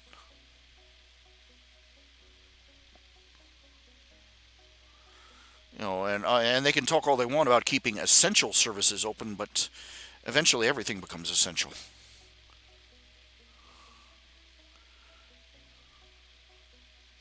You can't close things down and you can't close things down for the entire flippin' country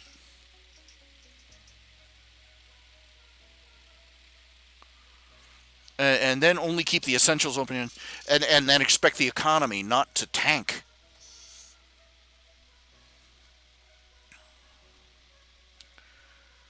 It's going to be gruesome because thousands of businesses, hundreds of businesses, especially small businesses, are going to go puff in a cloud of smoke.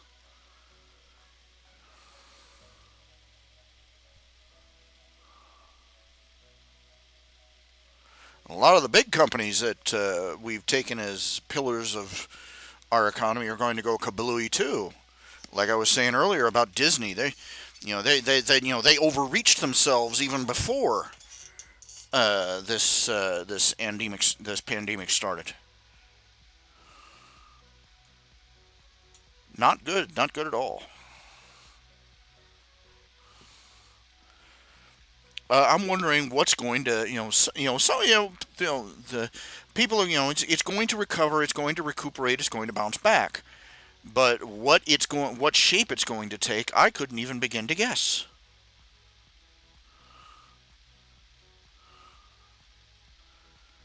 Are we going to end up like all those people in that stupid Demolition Man movie where they don't even touch hands when they high five? Yeah, yeah. What kind of businesses are going to be able to recuperate from this kind of from 2 months of solid setback?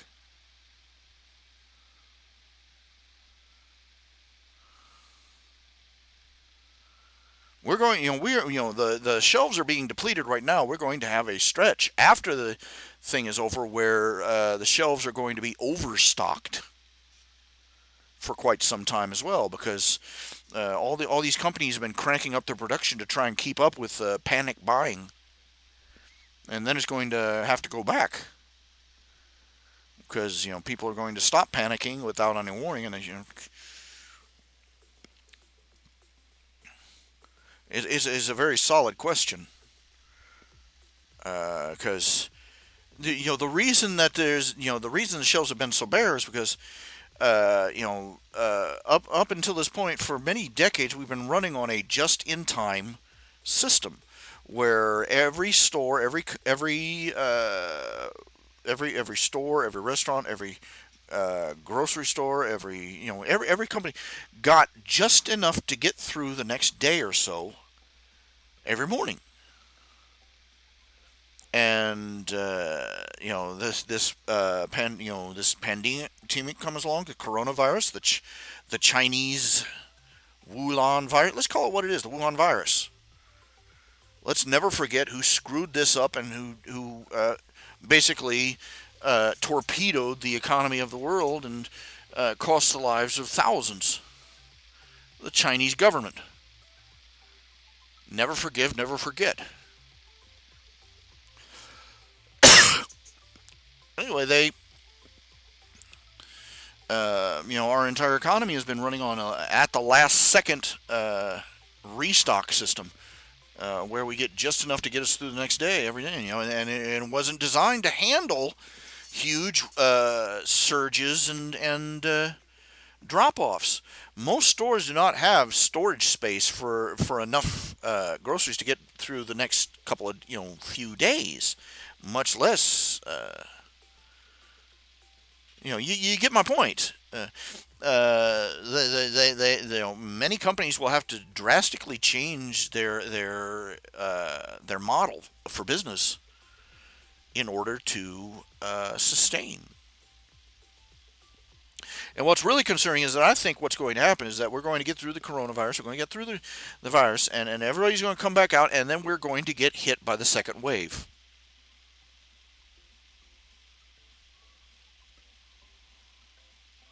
I don't know if it'll be just another strain of coronavirus or something else entirely.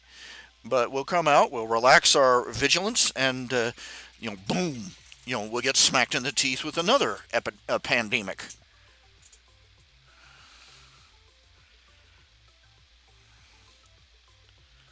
I think people are going to change. People are going to have to change their philosophy of life a lot. As I've been saying for years, it used to be perfectly normal common sense to keep several months to a year's supply of food in your basement or in your attic or in your pantries. We had every household had spaces for storing food for months on end, and we kept stocked up for that. It was common sense. But we've gotten used to a system where, the magic food fairy comes out and waves her wand and makes all the good food appear on the shelves in the store the next day. And we've gotten too used to that. And too few people are used to stock. People are going to reassess the wisdom of having just enough to get through a few days or a few weeks. I think you're going to see a lot more people start to, some people are going to be stupid because people are stupid, and go back to their live live at the very last minute lifestyle. But a lot more people are going to start stockpiling. People that came through the depression. You could recognize somebody who had lived through the depression because they're frugal beyond belief. They could pitch and penny until it squeaked, and they would do things that most people today would not think of, like rewashing aluminum foil or saving every container that came their way. If the mayonnaise jars and the pickle jars and everything, they saved those suckers. And they didn't, and they didn't throw away anything. That's where a lot of these hoarders got started. And there's going to be a lot more people who develop the habit of keeping way more than they need for on a regular basis, trying to be smart again. I think a lot of businesses are going to enlarge their warehouses and their storage spaces so that they can accommodate for big swoops up and down in the purchasing and in the supply and demand chain. Because I don't think this is the last of it. I don't think that once the coronavirus passes, I don't think that's going to be it. There is probably more than likely going to be another pandemic or something else that's going to hit us next. Because this you got to consider this pandemic as having a literal worldwide effect on the economy, and the reverb, the echo is yet to come back to us. People are going to have to change how they approach life and business and a great number of other things. Companies are going to have to stop treating their quote unquote unskilled labor as if they were disposable. Uh, for and one might hope that they'd learn their lesson.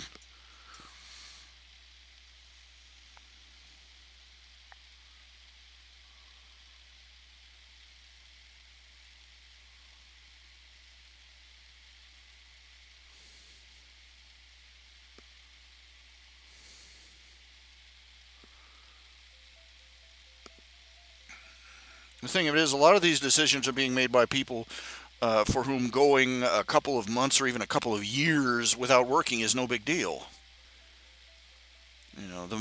Nearly every person in Congress is a millionaire. They have no clue what it's like to live like we do. Trump, even, he's been a millionaire all his life. Well, thank God that he's also a very savvy businessman. Because if he was just an inherited rich boy, this country would be soaked. Country would be hosed. But he had to take what his father left him, and he took several $1 million and turned it into a multi-billion-dollar empire. Well, that's the equivalent of somebody giving you a buck and you coming back in a week having turned it into $1,000. Just to give you perspective on it.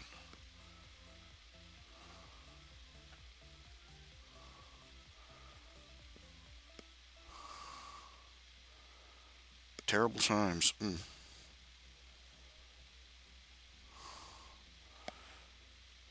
They're going to, they're eventually. I think what's going to happen is they're eventually going to have to start doing things the way that the British are.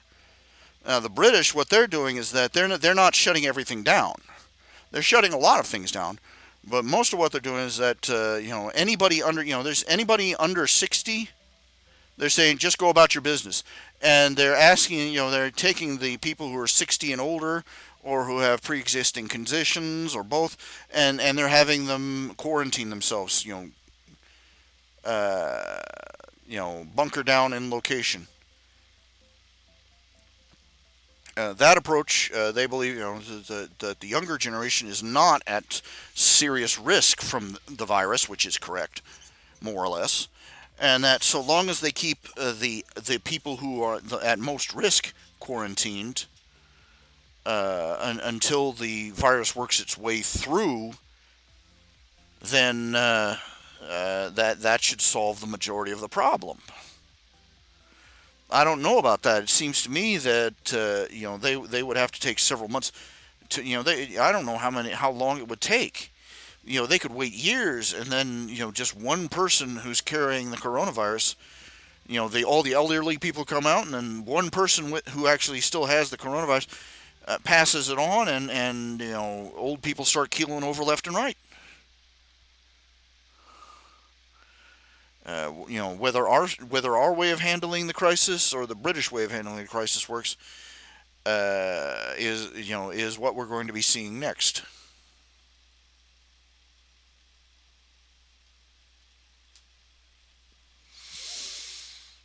Hmm. Uh,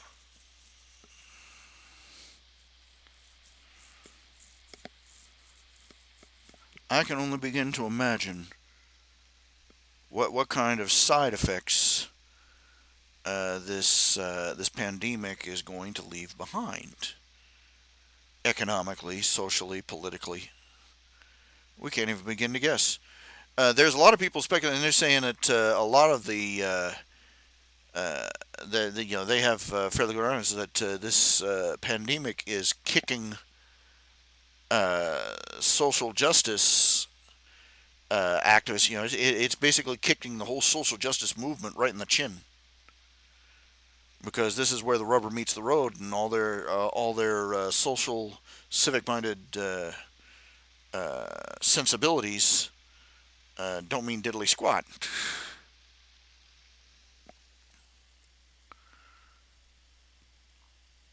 I'm going to have to look into that a little more, read a little more what their arguments are. But basically, is saying this virus is the consequences of this coronavirus are is having on the economy and on society. It's making most of the sensibilities of social justice warriors. It's showing them up as the nonsense they are. Accelerating the decline. Companies that pander to social activism rather than catering to their customers are getting kicked in the teeth right now. Because the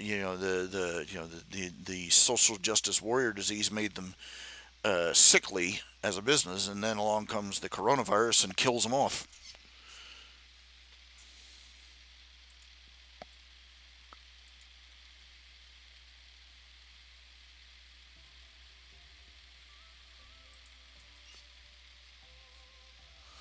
And they're saying that feminism, some people are claiming that this is making feminism take a back seat across Western society as well. I'm not sure how that's supposed to work, but I'll be interested in seeing what their arguments are. Wouldn't surprise me in the least. It's that old no atheists in a bunker kind of scenario. As one comedian pointed out, you notice that you never see a feminist in a house fire. He said you could be the most in-your-face butch bulldyke feminist, with her hair and just with this little short haircut, she'll be you racist, you sexist pig, up in your face constantly. And the instant that building starts going up in flames, she'll take those little twist those little hairs into pigtails. I'm just a girl, just rescue me and carry me down the ladder. And so feminism disappears when the Titanic starts sinking.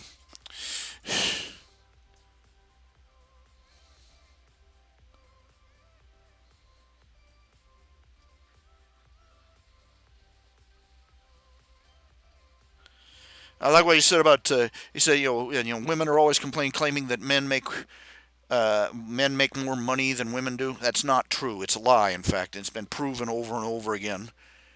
The people have dragged it out and beaten that one to death over and over, showing the numbers. No, it's a lie. But it still keeps popping up. Well, anyway, he said, woman pops up and he says, why are men earning so much more money than women are earning 70% less than women are earning 70% of what a man does, and he looks at her and he says it's a surcharge. That little extra 30 cents on the dot, the 70 cents that. And you make 70 cents, we make $1. That 30 cents is a surcharge because of the strangely screwed up fact that in the case that we're on the Titanic and the boat is sinking, you get to go on the life raft while I get to stay on board with the band. And we land in a crash. We crash in an airplane, and we're trapped in the burning wreckage. And I'm supposed to stand there and let you off first. Like I'm not flammable. So yeah, we make 30 cents more. Consider it a little surcharge for what we have to deal with. Well, the boat is sinking, the plane is crashing, the building's burning, and feminism is suddenly getting, untenable. Well. I guess Danny Meyer has to go. We'll be seeing you later, Danny. Yeah, take care of yourself. Take care of your wife out there. God bless you both. Oh my.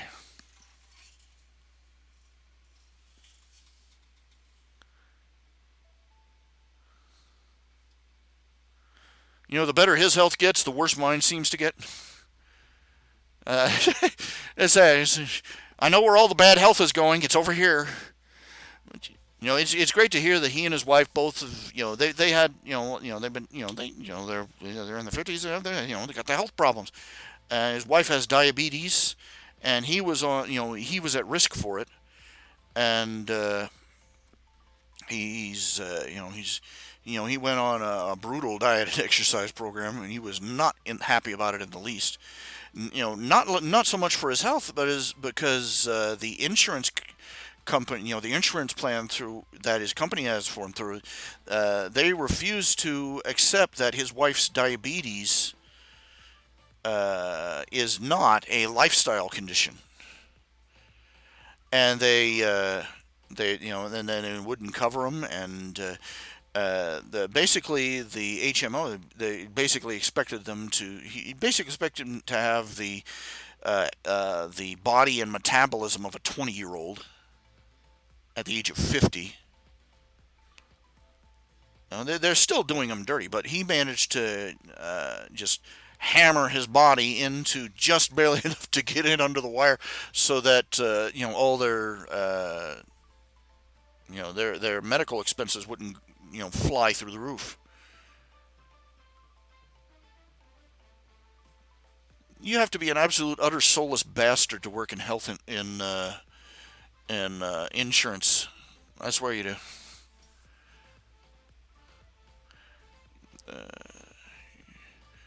Because of the way that insurance is run. But then again, if insurance was run according to the demands of the marketplace rather than the demands of politics, it would be a radically different story. But it's not. The government always eager to step in there and make everything nice and fair, and just screwed everything up utterly. The usual. I remember back when they first started, the states first started introducing, mandatory auto insurance. The insurance companies were like, oh, if everybody's on insurance, then the price of insurance will drop. And the instant they got the laws passed in various states, any state where they passed a law making car insurance mandatory, the price of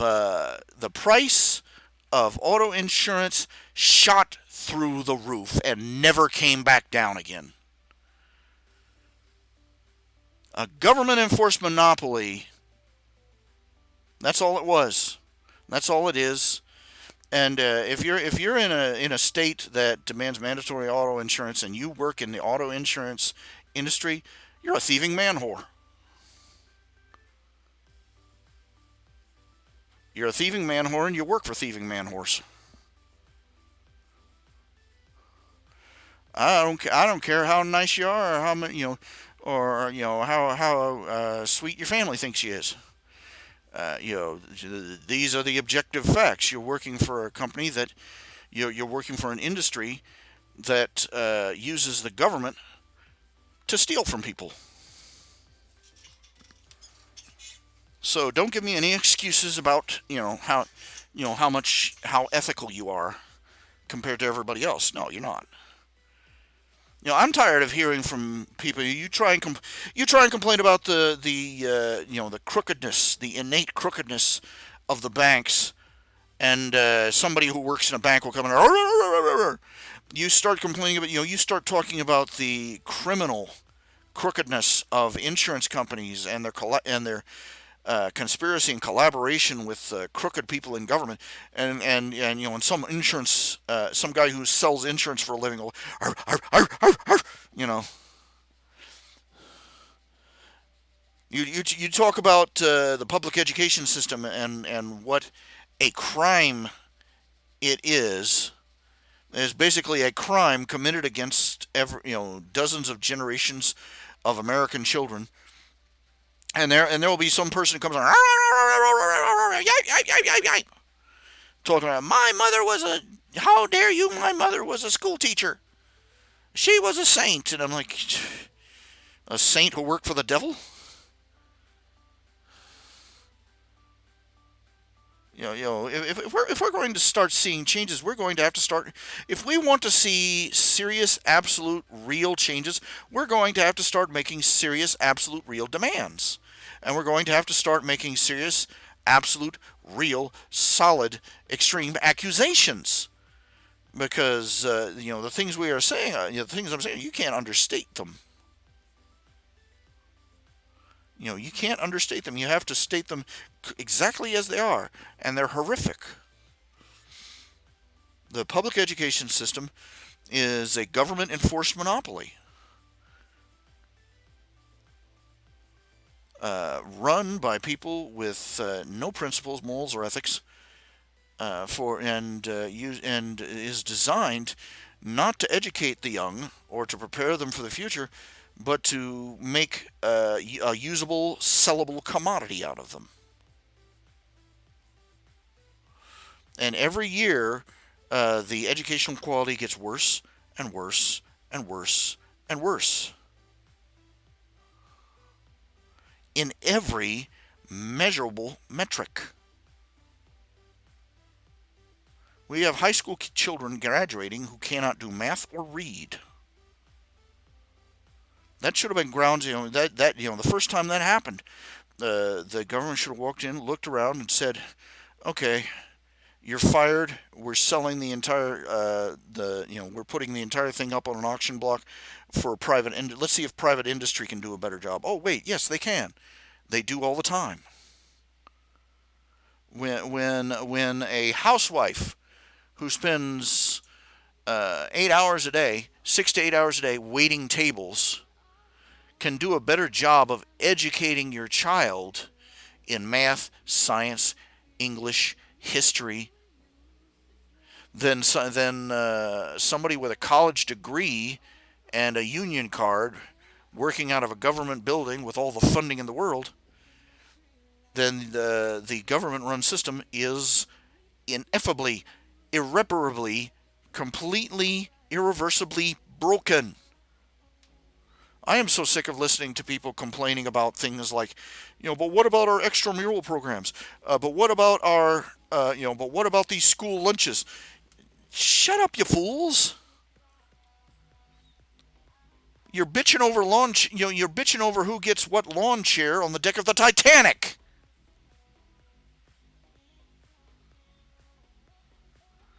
Get your children out of there. If you have any moral, ethical responsibility, you'll make the sacrifices you need to, and you will get your children out of there.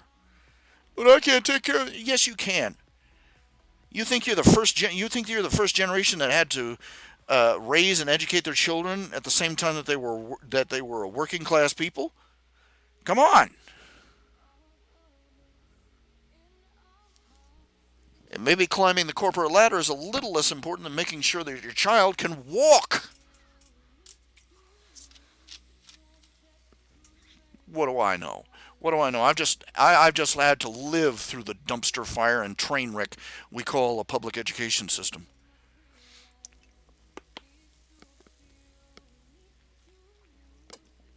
Nearly about 100 years of government-run public education system, over 100 years of children coming out saying school sucks, and only now, after it's fun, after all the everything has come to fruit, and our society is in danger of collapsing because we have undereducated people who can't even cope in a crisis, who can't even think their way out of a wet paper sack.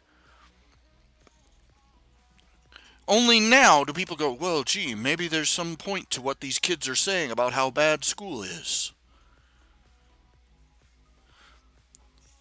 The general attitude has been one of spite and selfishness. I went through this shitty school system, so my children should have to too.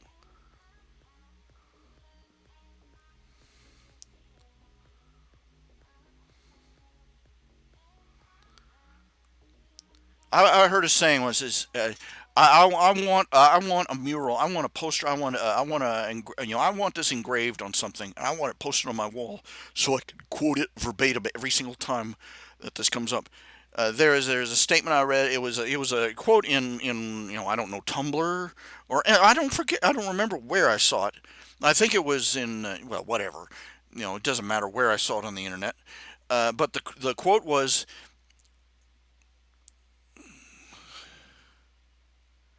if you want another person to suffer because you went through it and you came out okay, you did not, in fact, turn out okay.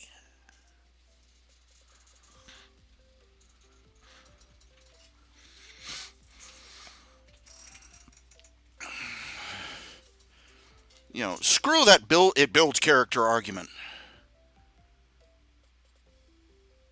Life will build all the character you want. It's not your job to help it. Because life is an utter bastard. Character is what happens when you suffer needlessly. We all eventually get kicked in the teeth. You don't need to be there helping it.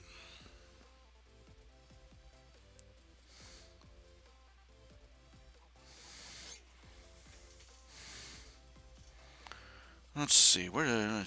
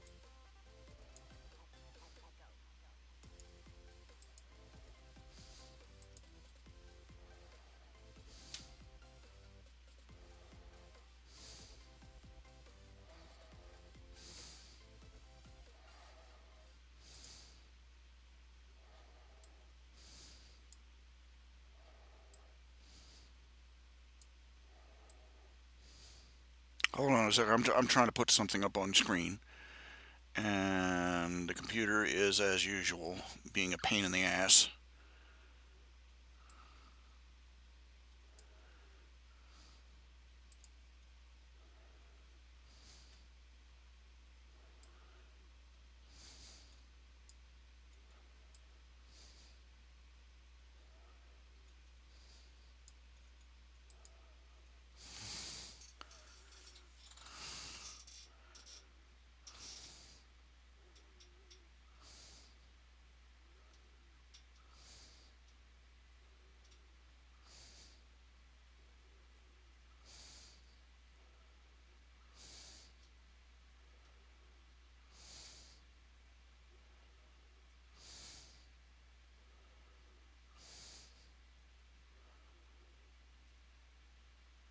That's worth repeating.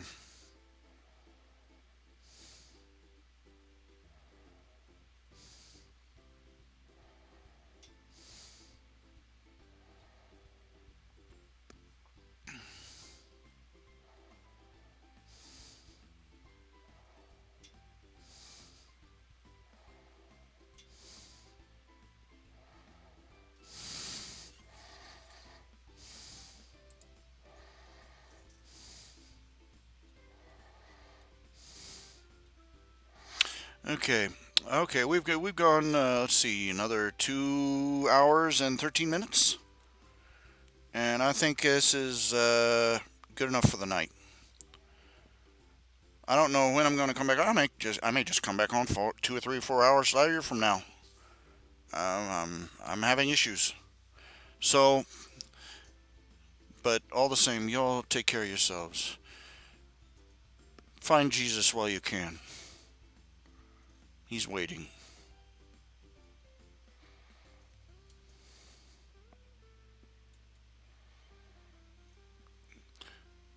Good night.